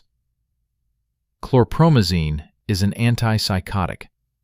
Sodium amytal is a barbiturate used for sedation and, controversially, as a truth serum in interrogations. Why would a geological survey need antipsychotics and truth serum? The Grand Canyon operation ended abruptly in May 1950. Personnel were evacuated rapidly. Supply records show they left significant equipment behind, including several $1,000s worth of drilling machinery. Evacuation was conducted by helicopter, unusual and expensive in 1950, when helicopter operations were still relatively rare. The official explanation: flash flood danger. The actual timeline. Evacuation occurred during the dry season, when flash floods are virtually impossible in that section of the canyon. 3 months later, the National Park Service quietly closed the area to public access. The closure remains in effect today, 75 years later. The official reason: cultural sensitivity and protection of Hopi sacred sites. The actual enforcement: military-grade security, far exceeding normal Park Service protocols. Why does a national park need military security for a cultural preservation area? The pattern becomes clear when you map all 12 operations on a single chart. They form a rough arc across the Southwest, from the California border through Nevada, Arizona, Utah, and into New Mexico. Each site corresponds to indigenous legends of underground cities or ancient tunnels. Each site shows geological features consistent with artificial excavation, and each site, after military investigation, gets sealed, restricted, or classified.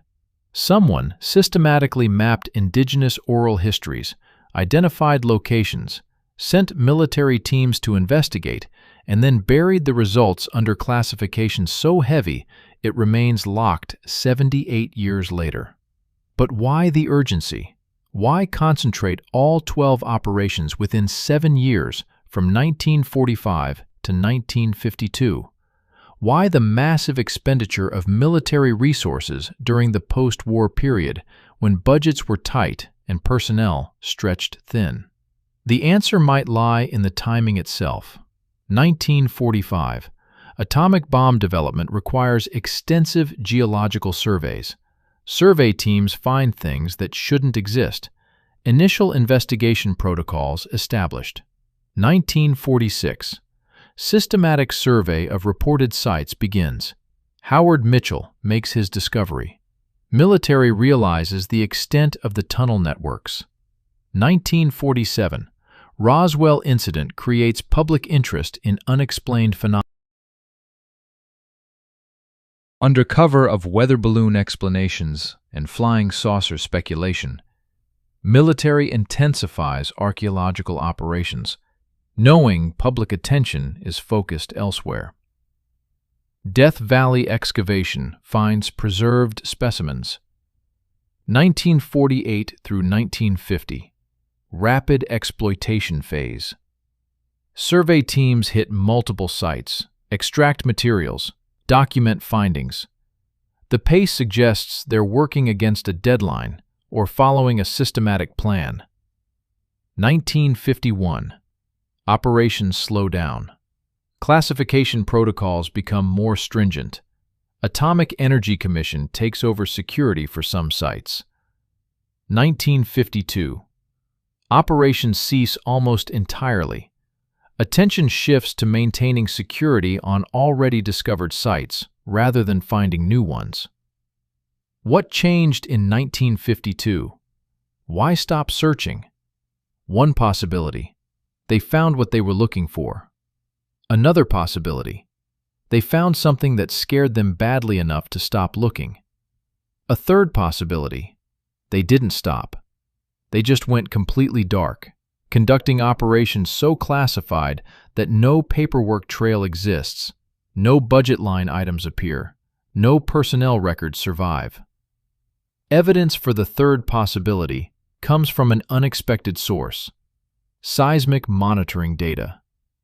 The United States Geological Survey has operated seismic monitoring stations across the Southwest since the 1930s, recording earthquake activity and underground nuclear tests.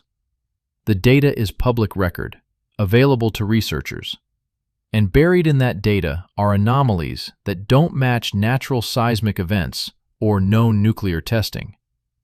Dr. Sarah Chen, a geophysicist at Stanford University, published a paper in 2015 analyzing unexplained seismic events in the Death Valley region between 1950 and 1990. Her analysis identified 17 separate events that showed signatures consistent with underground explosions, but didn't match any documented nuclear test. The events followed a pattern: clusters of small detonations, likely conventional explosives, occurring at depths between 1,000 and 3,000 feet below the surface. The locations varied, but all fell within a 30-mile radius of the 1947 excavation site. Chin's interpretation: unknown mining or geological survey operations using explosive excavation techniques. Her recommendation: investigation by appropriate authorities to determine if unlawful mining activity was occurring in protected areas. The investigation never happened. Chin's research grant was not renewed. Her paper, published in a respected geophysics journal, received almost no citations or academic follow-up, despite presenting intriguing data. When she attempted to pursue the research independently, she discovered that the seismic monitoring data for the Death Valley region after 1990 had been reclassified and removed from public access. Someone didn't want researchers looking too closely at what was happening underground in Death Valley. The seismic events continue. Modern monitoring, though restricted, still picks up unexplained underground detonations in the region. The most recent occurred in November 2023. A cluster of 3 small explosions at approximately 2,000 feet depth, 23 miles northwest of Furnace Creek. No mining permits exist for that area. No construction projects are authorized. No explanation has been offered. But 2 weeks after those detonations, satellite imagery showed unusual activity at a restricted military facility in Nevada, 40 miles from the seismic event location.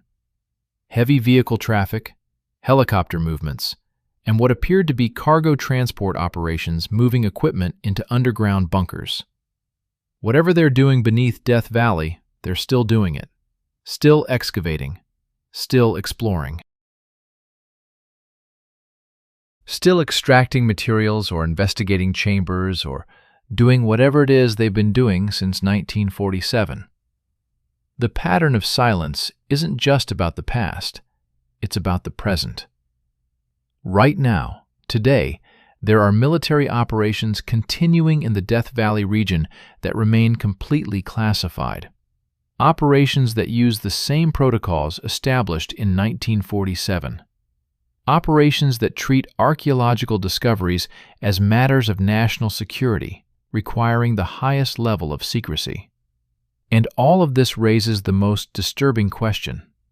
What could they have found in those tunnels that requires 78 years of absolute secrecy?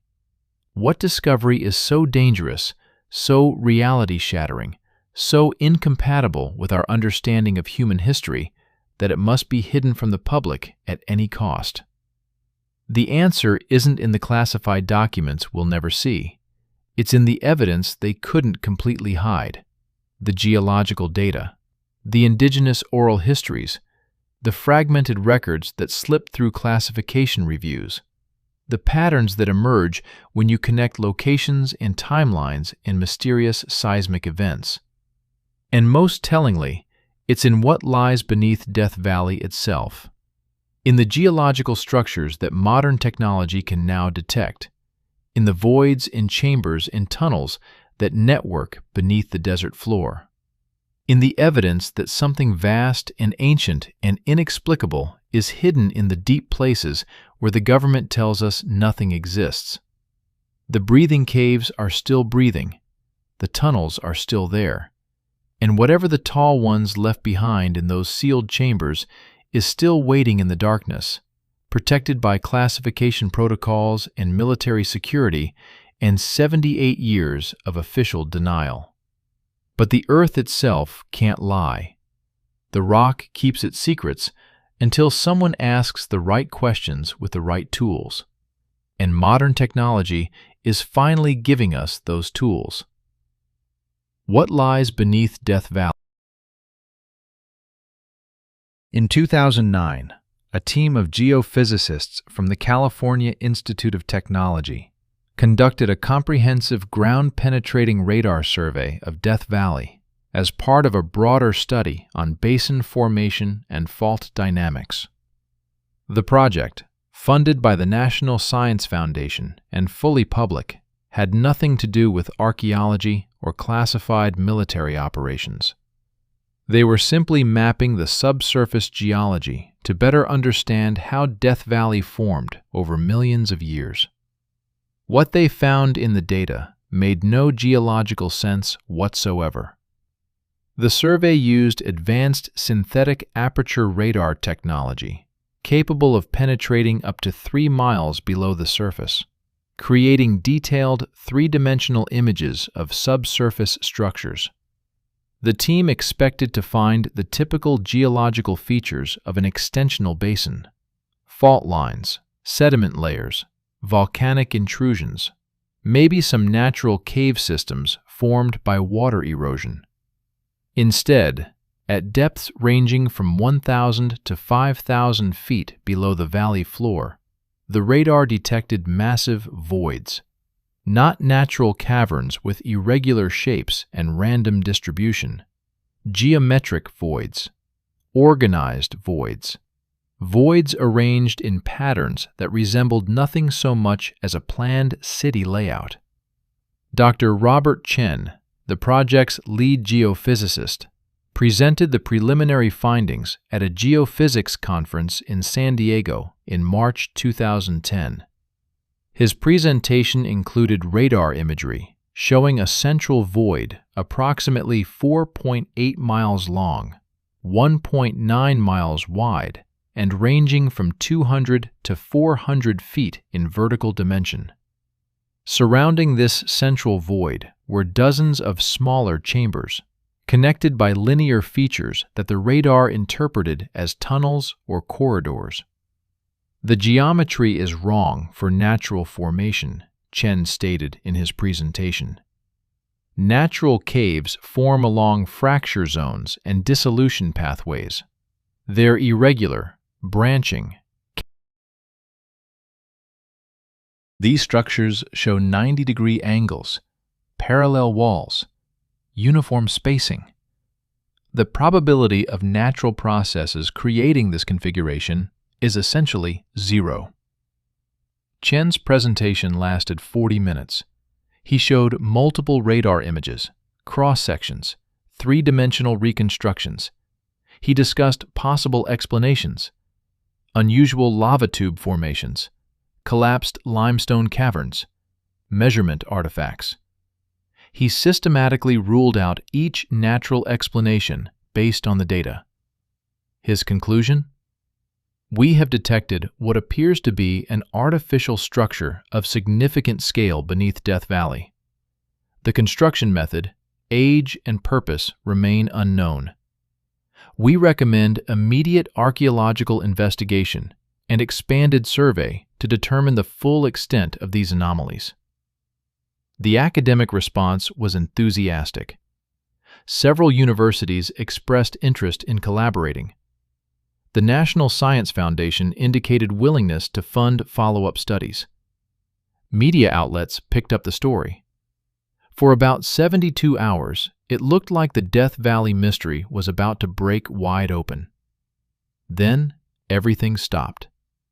Chen received a visit from 2 representatives of the Department of Defense, who informed him that portions of his survey had inadvertently overlapped with classified military research areas.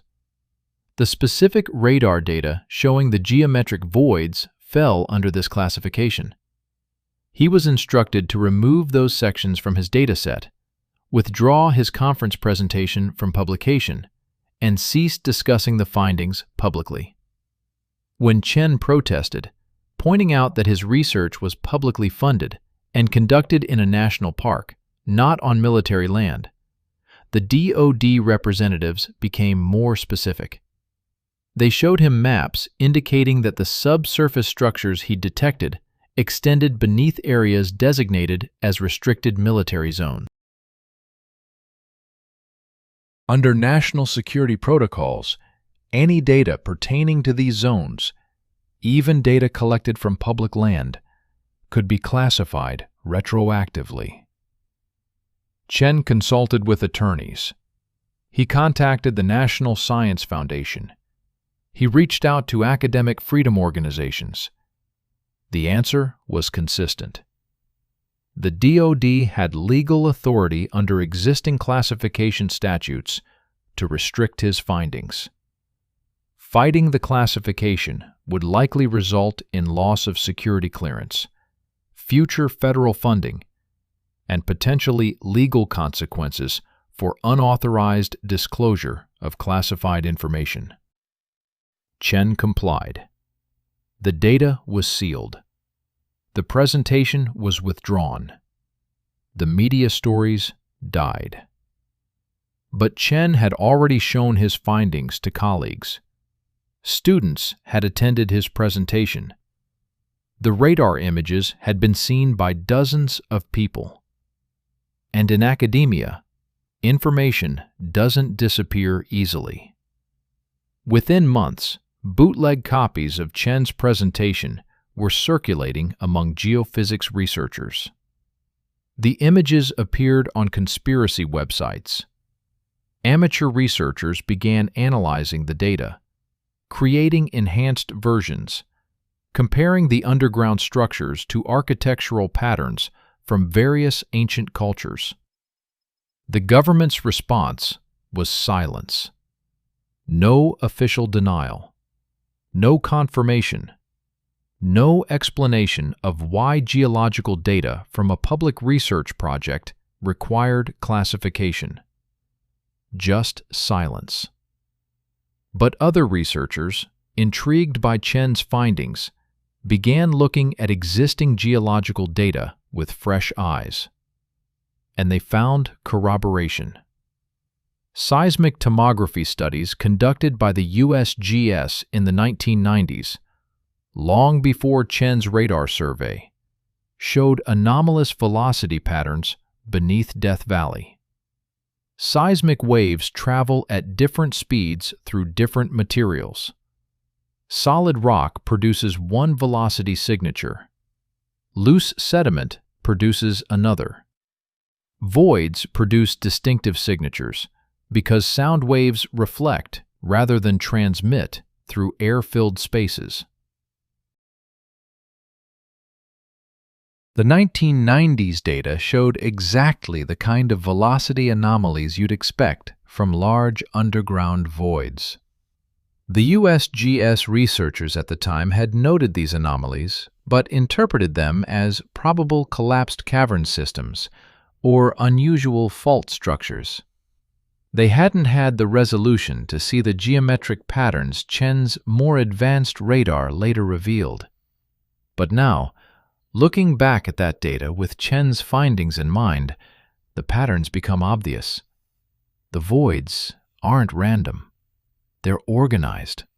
They cluster in specific areas, and they connect through linear features that show up in seismic data as zones of low-velocity anomalies. Exactly what you'd expect from tunnel systems cutting through solid rock. Gravitational surveys provided additional confirmation. Gravity measurements are sensitive to density variations underground. Large voids create measurable gravitational anomalies because there's less mass beneath the measurement point than you'd expect from solid rock.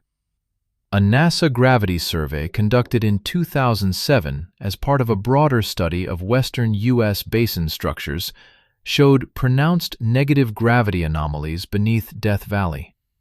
The anomalies corresponded almost exactly with the locations of Chen's radar voids. NASA's interpretation at the time, unusual low-density sediment deposits or partially molten rock formations. Perfectly reasonable explanations based on the data in isolation. But combined with the radar imaging and seismic tomography, the evidence points overwhelmingly to massive empty spaces beneath the valley floor. Spaces that shouldn't exist naturally. Spaces that someone built. How big are these spaces? The radar data, before it was classified, suggested a total void volume of approximately 12 to 15 cubic miles. For perspective, that's enough space to contain Manhattan from the southern tip to Central Park, stacked 3 or 4 levels deep. Someone hollowed out 15 cubic miles of rock beneath death. Someone carved chambers the size of sports stadiums and connected them with miles of tunnels. Someone did this using construction methods we still can't identify, thousands of years ago, and then sealed it all beneath the desert.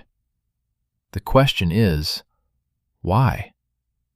Natural caves serve as shelter, water sources, storage. But the scale of the Death Valley structures far exceeds any practical need for prehistoric populations. You don't need 15 cubic miles of tunnels to store food or escape summer heat. Unless you're not storing supplies. Unless you're building something else. A city, a refuge, a preservation system designed to protect something, or someone, through catastrophic surface events. This brings us back to the indigenous oral histories. The Timbisha stories about the tall ones who went below when the waters left. The Hopi accounts of ancestors sheltering in underground chambers during world catastrophes. The Paiute legends of giant inhabitants who lived in vast cave cities. What if these stories aren't mythology? What if they're accurate historical accounts of people who witnessed the construction and occupation of these underground complexes? The timeline would make sense. The last major climatic shift in the Death Valley region occurred approximately 12,000 years ago, at the end of the Pleistocene epoch. The valley transitioned from a wetter climate, when it contained Lake Manly, a body of water nearly 100 miles long, to the hyper-arid desert we see today. If a sophisticated culture lived in the region during the wetter period, they would have faced a devastating environmental crisis as the lakes dried and the climate shifted. Going underground would be a logical survival strategy. Building massive complexes that could support large populations while the surface became uninhabitable makes perfect sense.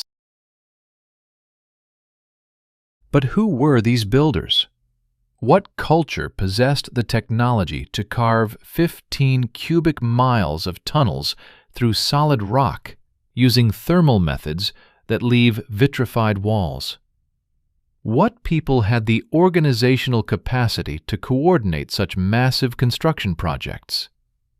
Mainstream archaeology has no answer, because mainstream archaeology refuses to acknowledge the question. The official position remains that sophisticated construction technology didn't exist in North America before European contact.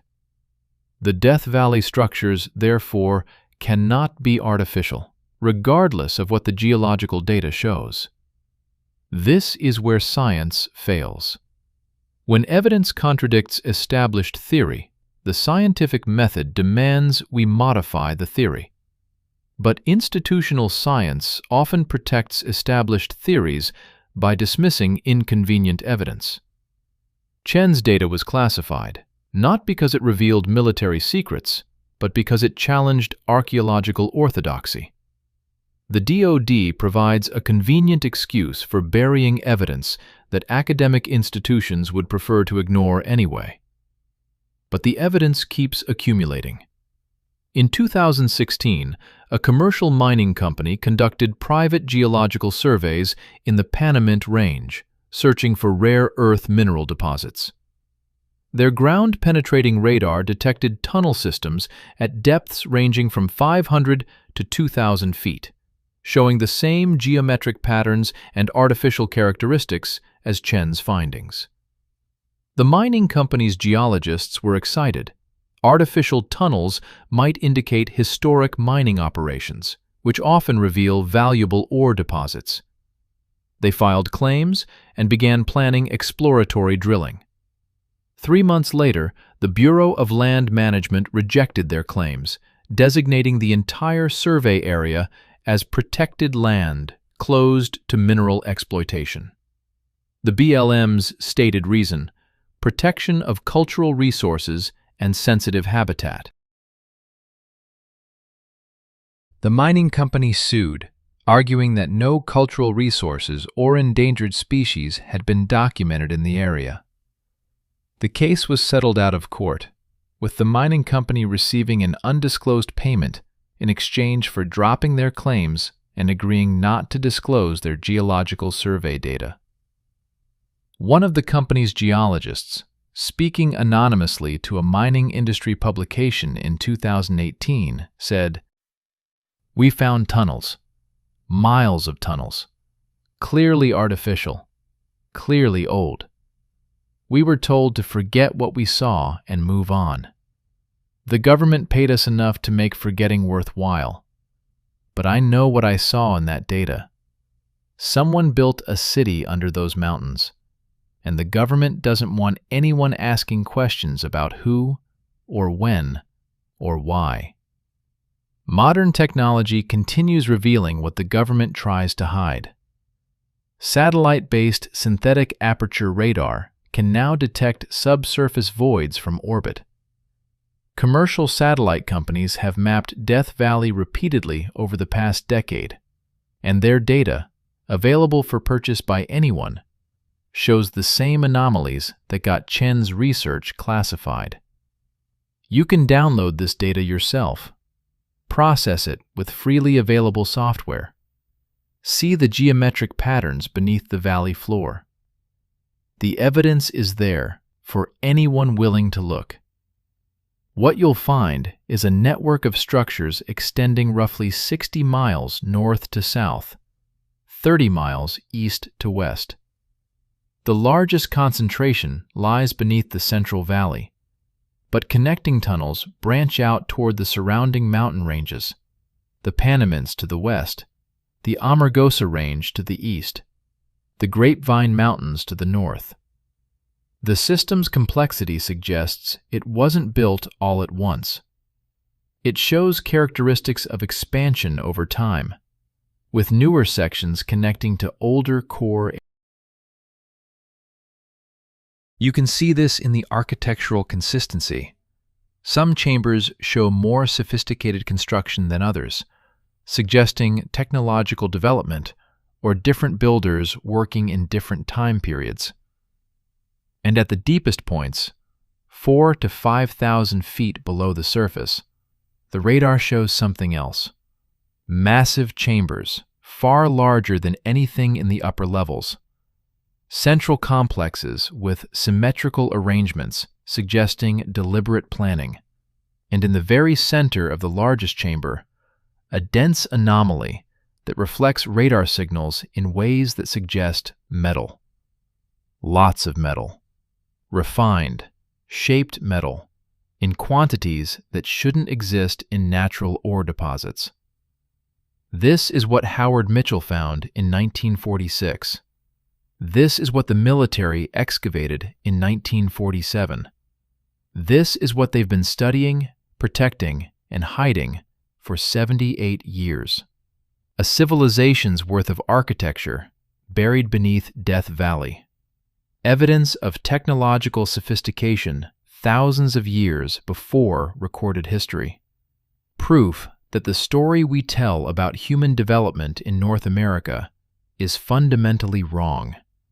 And possibly, based on the preserved specimens the soldiers found, based on the six-fingered remains Donald Pierce claimed to have seen in that classified photograph, evidence that the builders weren't entirely human, or weren't human in the way we understand the term. The tall ones, the tunnel people, the ancient inhabitants who watched the waters leave and built their salvation in the deep places beneath the dying valley. They're still down there. Their structures remain intact. Their chambers wait in the darkness. Their secrets lie sealed beneath thousands of feet of rock and 78 years of classification.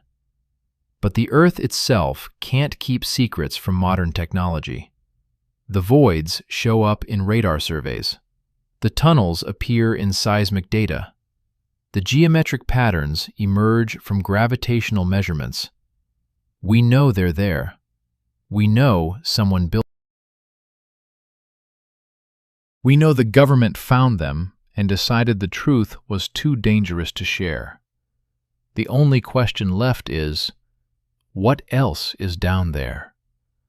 What lies in those deepest chambers that required military security and psychiatric screening and classification protocols so stringent they remain in effect nearly 8 decades later? The answer might not be found in declassified documents or whistleblower testimony. It might be found by simply watching what the military does in Death Valley today. Because if they found everything they needed in 1947, why are they still there? Why the continued security? Why the ongoing seismic events suggesting underground excavation?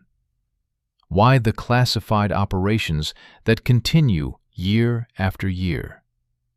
They're still searching, still digging, still trying to access something they haven't fully reached. Or maybe they're not searching. Maybe they're guarding, making sure whatever's sealed in those deepest chambers stays sealed, making sure the breathing caves keep their secrets, making sure the tall ones remain undisturbed in their ancient sleep. Either way, the truth is underneath us, beneath the desert floor, beneath the tourist trails and the salt flats and the hottest place on Earth, waiting, like it's been waiting for 12,000 years, waiting for the seal to break. The classified present. On March 14, 2022, a hiker named Michael Torres was arrested by military police approximately 8 miles northwest of Furnace Creek in Death Valley National Park. His crime? Trespassing in a restricted area. His equipment: professional-grade camera, GPS unit, radiation detector, and ground-penetrating radar scanner, the portable kind you can buy online for geological surveying or utility line detection. Torres wasn't a conspiracy theorist or UFO hunter. He was a civil engineer from San Diego with a background in underground construction. He'd read about the Chen findings, studied the available satellite data, and decided to conduct his own investigation during a weekend camping trip. He never made it to the tunnel entrance he was searching for. Military police intercepted him 3 miles from his target coordinates. Coordinates he'd calculated based on historical mining reports and indigenous trail maps. The MPS appeared within 15 minutes of his entering the restricted zone, suggesting active monitoring of the area through motion sensors or surveillance cameras. Torres spent 18 hours in detention at a facility he wasn't allowed to identify. He was questioned extensively about his intentions, his research methods, who he'd shared his plans with, and whether he was working with any organization or publication. His equipment was confiscated. His camera's memory cards were erased. His GPS unit was kept. He was released with a federal trespassing citation, a $5,000 fine, and a strongly worded warning about the consequences of attempting to access restricted military areas. No charges were filed beyond the trespassing violation. No arrest record appears in public databases. Officially, the incident barely happened. But Torres talked about it anyway. He gave interviews to several independent researchers and posted his account on social media. He described the facility where he was held, underground, accessed through what looked like a maintenance building, but contained elevators descending at least 3 levels. He described the personnel: not regular military police, but security contractors wearing uniforms with no identifying patches or unit designations. And he described something else. During his detention, while being escorted between interrogation rooms, he passed a corridor with heavy security doors. Through one partially open door, he glimpsed what looked like a command center. Multiple computer workstations, large display screens showing what appeared to be 3-dimensional mapping graphics, and at least a dozen personnel working with intensity that suggested active operations, not routine monitoring. They weren't just guarding an empty, restricted area, Torres said, in a recorded interview posted to YouTube in April 2022. They were running an active operation. Those screens showed depth measurements, tunnel schematics, structural analysis. This wasn't historical site protection. This was ongoing exploration or excavation. They're down there right now, doing something they really don't want public attention on. Torres's YouTube interview received approximately 40,000 views before his account was suspended for unspecified terms of service violations. Mirrors of the video still circulate, but the original and Torres's entire channel disappeared. Torres himself went quiet after that. His social media accounts went dormant. Researchers who tried to follow up with him received no responses. As of 2024, his last known public statement was the YouTube video. He hasn't spoken about Death Valley since. But he wasn't the only person to encounter unusual security in the valley in recent years. Between 2018 and 2023, at least 9 separate incidents were documented through news reports, social media posts, or Park Service records, of civilians being detained, warned, or turned away from areas of Death Valley that aren't officially designated as restricted on park maps. A photography tour group in October 2019 was stopped by armed security personnel while hiking in Butte Valley, roughly 12 miles from the nearest marked restriction. The security team, wearing civilian clothing but carrying military-grade communications equipment and firearms, informed the group they were in a protected archaeological area and needed to leave immediately. No such protected area appears on National Park Service maps. 2 geologists conducting university-funded field research in January 2020 were confronted by helicopter patrol while collecting rock samples in the Panamint Range. The helicopter crew ordered them to leave the area via loudspeaker announcement, citing active military operations. The geologists checked their permits and maps. They were within authorized research areas, miles from any documented military range. They complied with the order and later filed complaints with the Park Service, which responded that the incident was a miscommunication and offered no further explanation. A commercial drone operator attempting to film scenic footage in November 2021 had his drone remotely disabled and forced to land while flying over the Northern Valley region. When he recovered the drone, its memory card had been remotely wiped. He received a visit from park rangers the next day, warning him that unauthorized drone flights violated park regulations, even though he had proper permits and was flying in areas where drone use is explicitly allowed. The pattern is clear: extensive, aggressive security enforcement in areas that officially aren't restricted, security operations using military-grade technology and personnel for what's supposedly just national park protection, and responses that go far beyond normal Park Service protocols: remote drone disabling, command centers, contractor security teams operating in civilian areas. This level of security exists for one reason. Something active is happening beneath Death Valley. Not historical protection of what was found in 1947. Active operations. Ongoing exploration or excavation or monitoring. The satellite evidence supports this conclusion. Commercial satellite imagery of Death Valley, available through services like Google Earth and Planet Labs, shows unusual activity at several locations when examined chronologically over the past decade. Changes that appear gradually, easily missed if you're not specifically looking for them, but obvious when you compile time series imagery. Northeast of Furnace Creek, in an area marked on maps as open desert, satellite images from 2015 show undisturbed terrain. By 2017, faint vehicle tracks appear, suggesting regular traffic.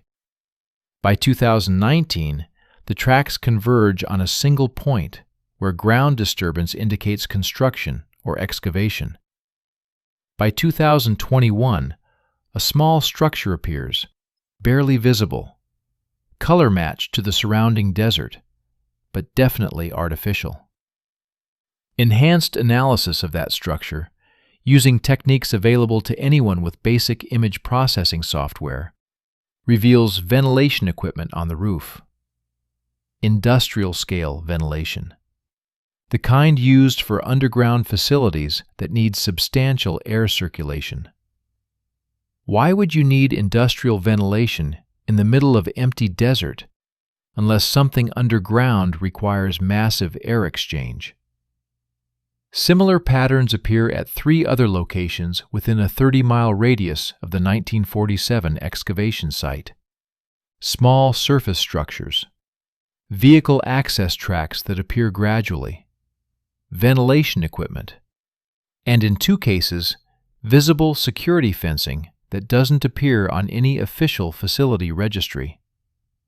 These aren't temporary research camps. They're permanent installations with infrastructure that suggests long-term operations requiring significant resources. Seismic monitoring provides additional evidence of active operations. Dr. Sarah Chen's work identified unexplained underground explosions through 2015. Updated analysis using more recent data shows the explosions continue, roughly 3 to 7 events per year, clustered in specific areas, occurring at depths consistent with deep excavation. The most recent event occurred on August 9, 2023. Seismic stations recorded a magnitude 1.8 event at approximately 2,300 feet depth, 17 miles northwest of Furnace Creek. The energy signature matched controlled explosive demolition, not natural seismic activity. 3 days after that seismic event, satellite imagery showed unusual helicopter traffic at one of the small desert facilities. Over a 72-hour period, at least 9 helicopter flights landed at the facility, transferred cargo, and departed. The cargo, visible in high-resolution commercial satellite images, included equipment containers and what appeared to be core sample storage tubes. They're drilling, they're blasting, they're extracting material, and they're doing it continuously, year after year, with no public acknowledgement or oversight. What are they finding down there? What requires 7 decades of continuous investigation? What's so important that it justifies the enormous expense of maintaining classified operations in a national park where every dollar spent and every person deployed creates risk of public exposure? The answer might lie in the frequency of operations. The seismic events aren't random. They cluster around specific times of year, primarily winter months, when Death Valley sees fewer tourists and surface temperatures make underground work more manageable. The pattern suggests scheduled operations, planned excavations, systematic exploration following a deliberate timeline. They're not just monitoring the tunnels, they're actively expanding access to deeper levels. Each blast opens new passages or clears collapsed sections. Each drilling operation creates new core samples for an Each helicopter flight transports findings to facilities where they can be studied away from public view. And the operations are accelerating. Comparing the frequency of seismic events over time shows an increasing trend. 2 to 3 events per year in the 2000s, 4 to 5 events per year in the 2010s, 6 to 7 events in the early 2020s. Whatever they're searching for, they're pushing harder to find it. Or whatever they're trying to reach, they're getting closer. The security incidents support the acceleration theory. Before 2015, civilian encounters with unusual security in Death Valley were rare, maybe 1 or 2 documented cases per year. After 2015, encounters increased to multiple incidents annually. The tighter security suggests either expanded operational areas or increased sensitivity about public awareness. Something changed around 2015. Something that made the program more active and more protective. What happened in 2015? One possibility: technological advancement. Ground-penetrating radar and seismic imaging improved dramatically in the 2010s. The same technology that allowed Chen to map the underground structures in 2009 became better, cheaper, more accessible throughout the following decade.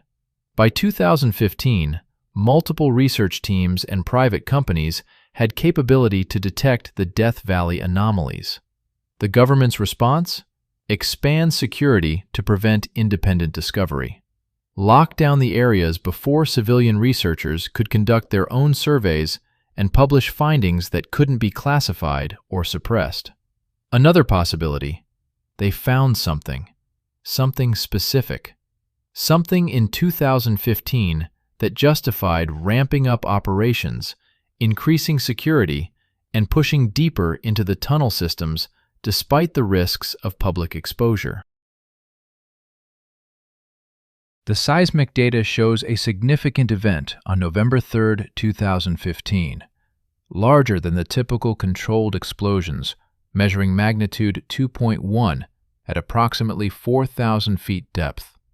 This was followed by a flurry of activity, multiple helicopter flights, increased security patrols documented by hikers in the area, and temporary closure of several park access roads for maintenance that coincided with heavy vehicle traffic heading toward the restricted zones.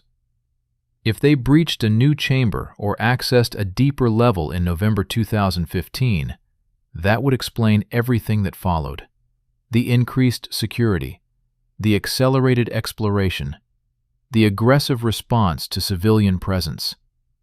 They found something that made them push harder, something worth the risk. Something that justified nearly a decade of intensive operations, despite growing public awareness and satellite monitoring that makes secrecy increasingly difficult. But here's what makes the current situation truly unsettling. They're not just exploring, they're preparing. In March 2023, government contract databases showed a procurement request from a Department of Defense facility designation that doesn't appear in any public registry. The request: specialized containment equipment rated for biological materials of unknown origin, requiring long-term preservation in controlled atmospheric conditions. The contract value: $12.7 million. The delivery location: redacted, but the procurement office responsible falls under the same administrative chain that handles Death Valley operations, based on geographic jurisdiction and budgetary tracking codes. $12 million for biological containment equipment, for something they're finding, or have found, or expect to find in those deep chambers. The preserved specimens, the tall ones.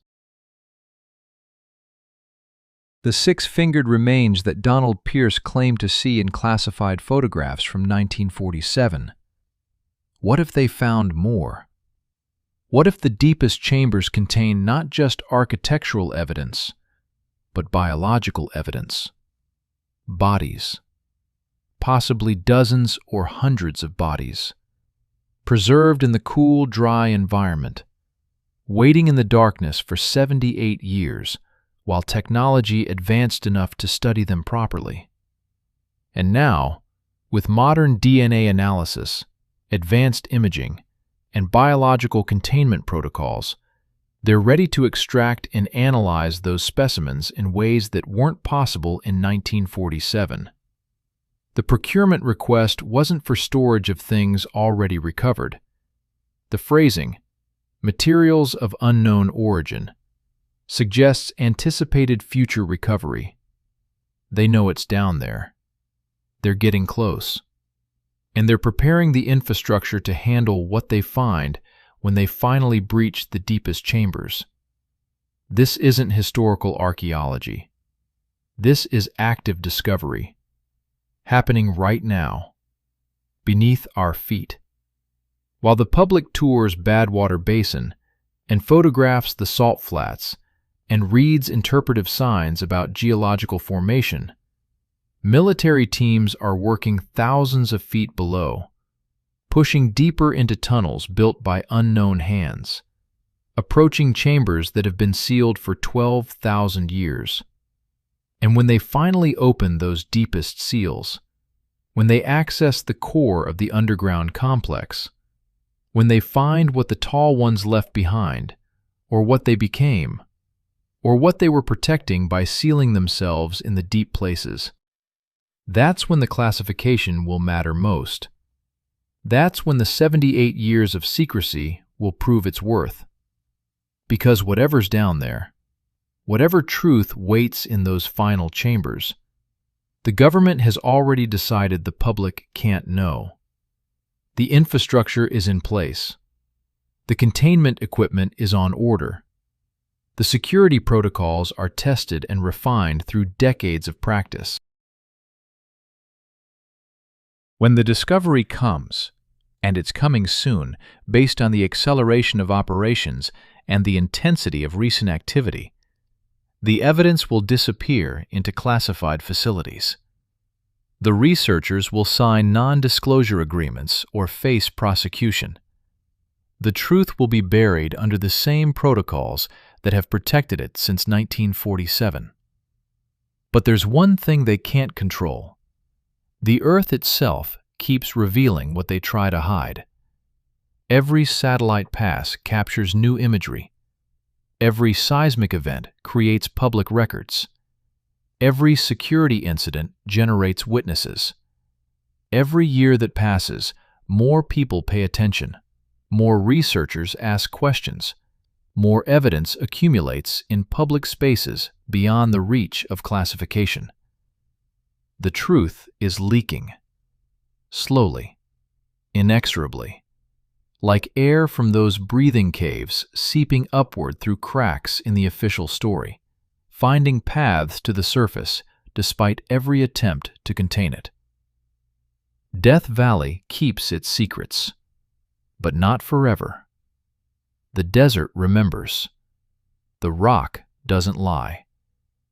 And the tunnels are still there, still breathing, still waiting for the moment when the seal finally breaks completely. That moment is coming. Maybe this year, maybe next, but it's coming. And when it does, when the deepest chambers finally yield their secrets, the world will learn what the Timbisha elders knew, what Howard Mitchell discovered, what the soldiers found in January 1947. We'll learn that human history is longer, stranger, and more mysterious than we were taught. We'll learn that sophisticated civilizations existed in North America thousands of years before recorded history. We'll learn that the tall ones were real. And we'll learn why the government spent 78 years making sure we never asked these questions. Because the answers change everything. The truth beneath the sand. Stand at Zabriskie Point at sunrise.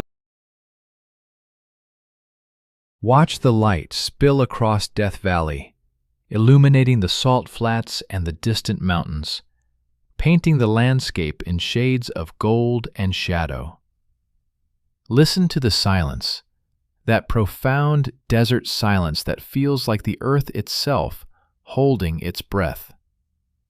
Beneath your feet, 1 mile down through limestone and ancient sediment, something waits in the darkness. Chambers carved by unknown hands. Tunnels that network for miles beneath the valley floor. And in the deepest places, sealed behind multi-ton stones that have remained undisturbed for 12,000 years, the remnants of a civilization we were never supposed to discover. This is not speculation. This is not conspiracy theory. This is documented fact, hidden behind classification protocols and buried under 78 years of official denial. The geological evidence is irrefutable. Ground-penetrating radar has mapped the structures. Seismic tomography has confirmed the voids. Gravitational surveys have detected the mass anomalies. The tunnels exist. 15 cubic miles of artificial construction beneath Death Valley, showing engineering sophistication we still cannot replicate.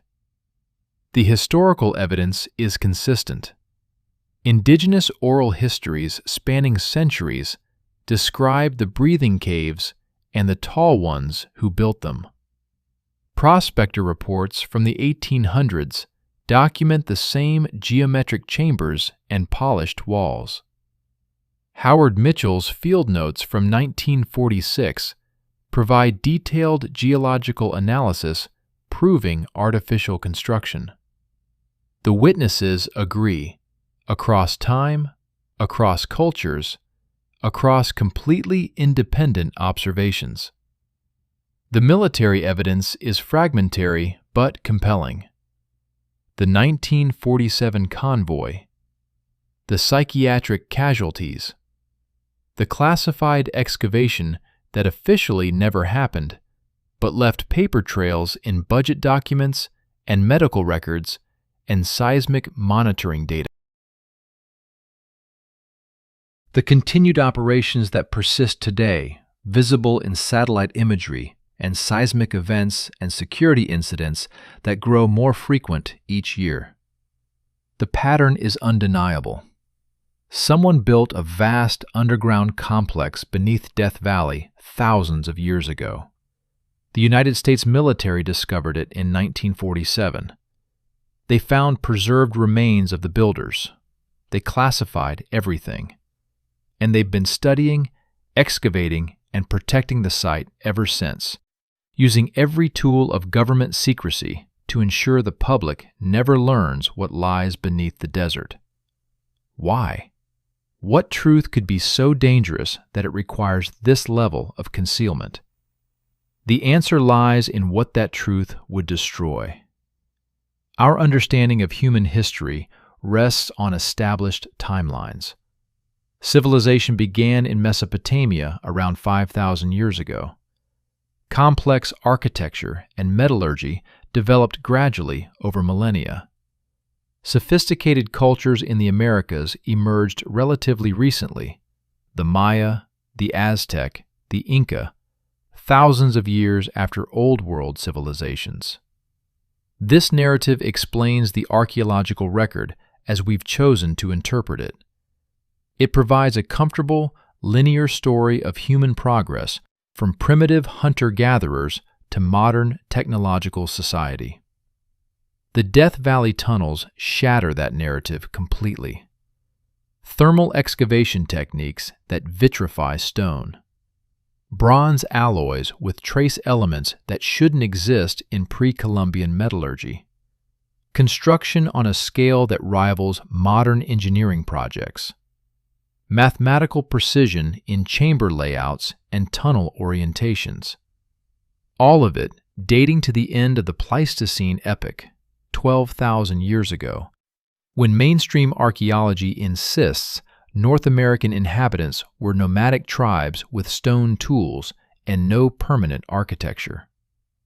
If the Death Valley complex is real, and the evidence overwhelmingly confirms it is, then everything we teach about human development is wrong. Not slightly wrong, fundamentally.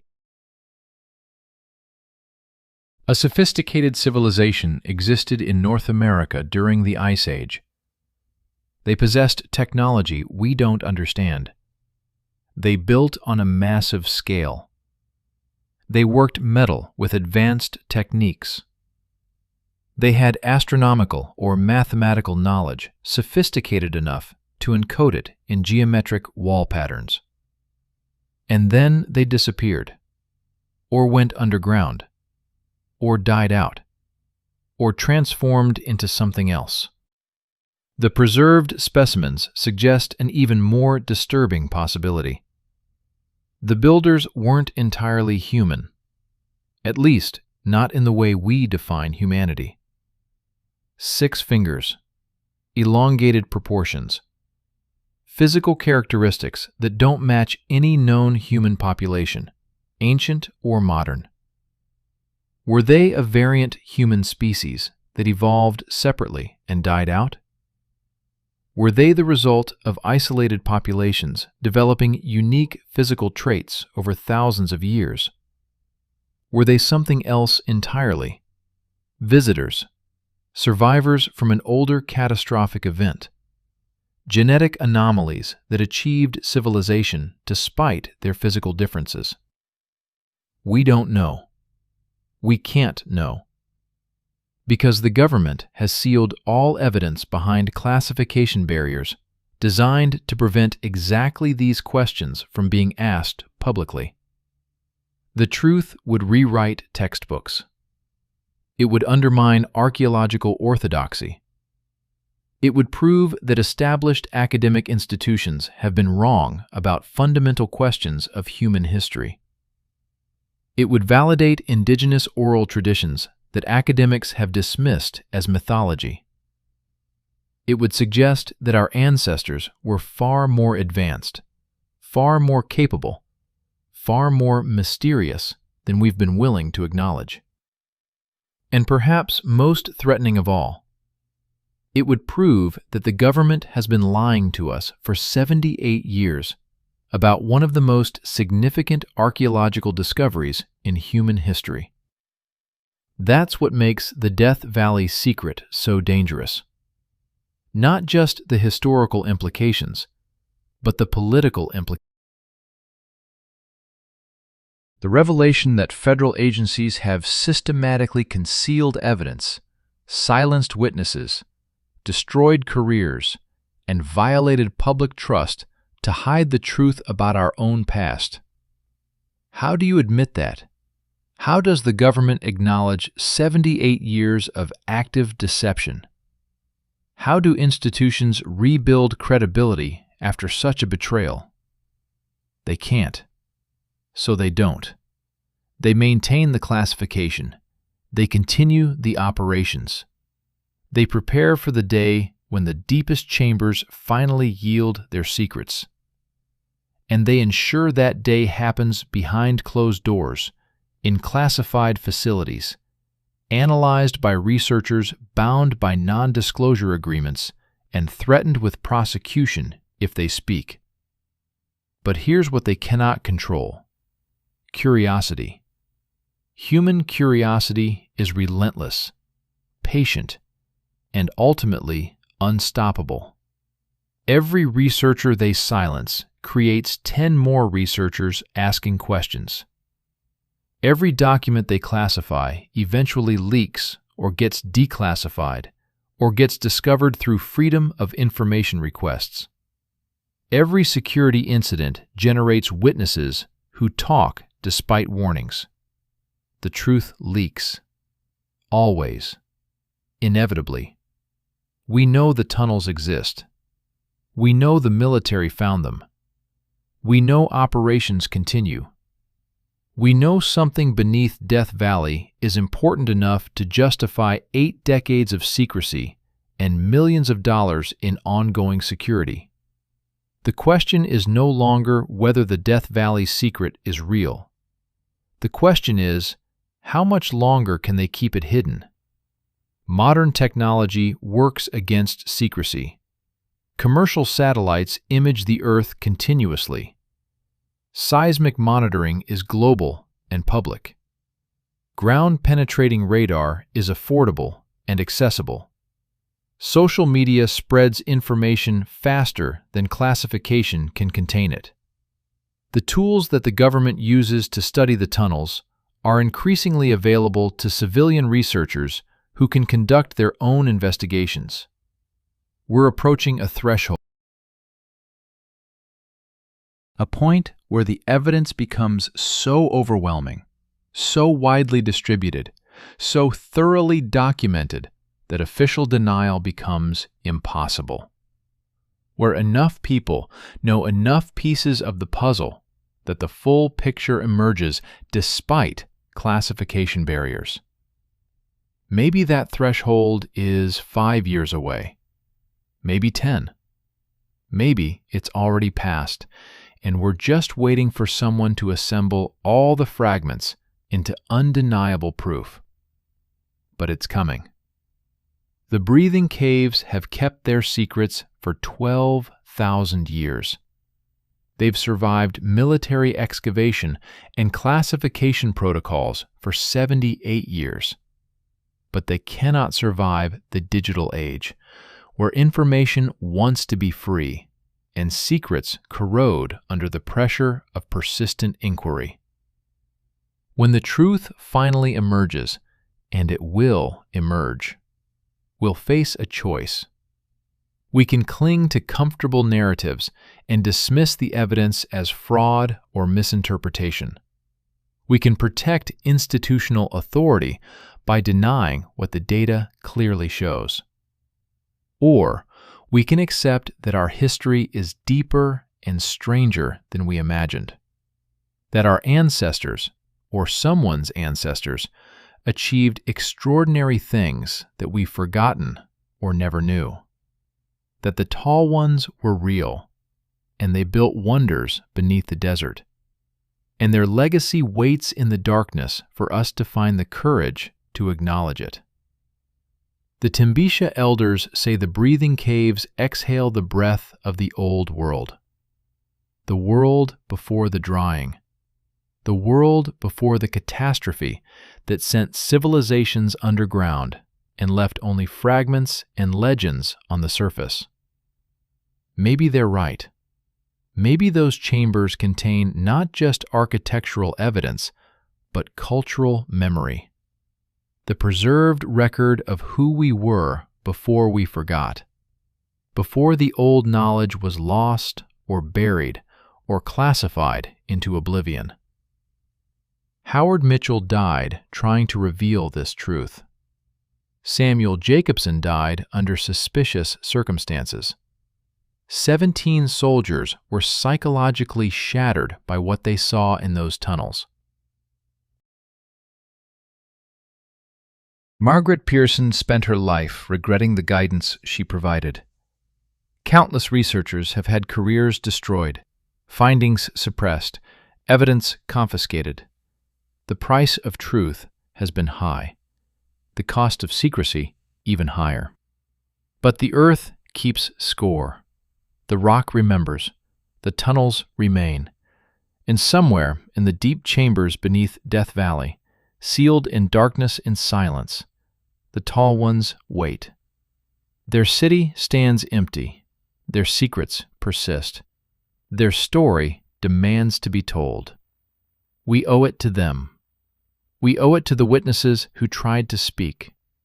We owe it to ourselves and to future generations who deserve to know the full scope of human, or perhaps transhuman, achievement on this planet.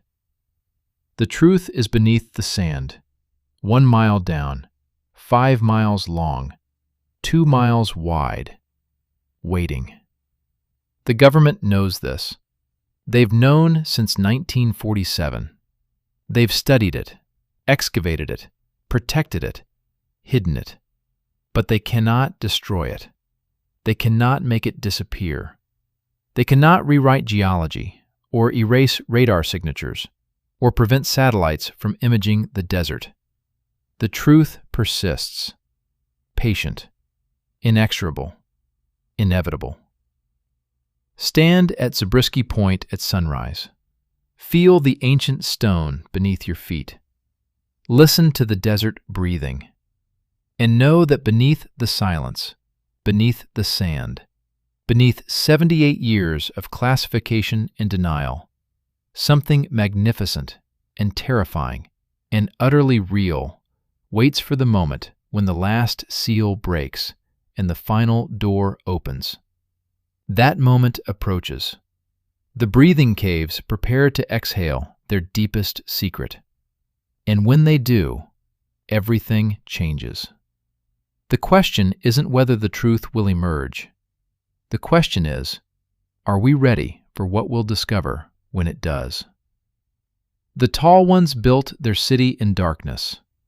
They sealed their chambers against time. They left their mark in stone and metal and preserved flesh.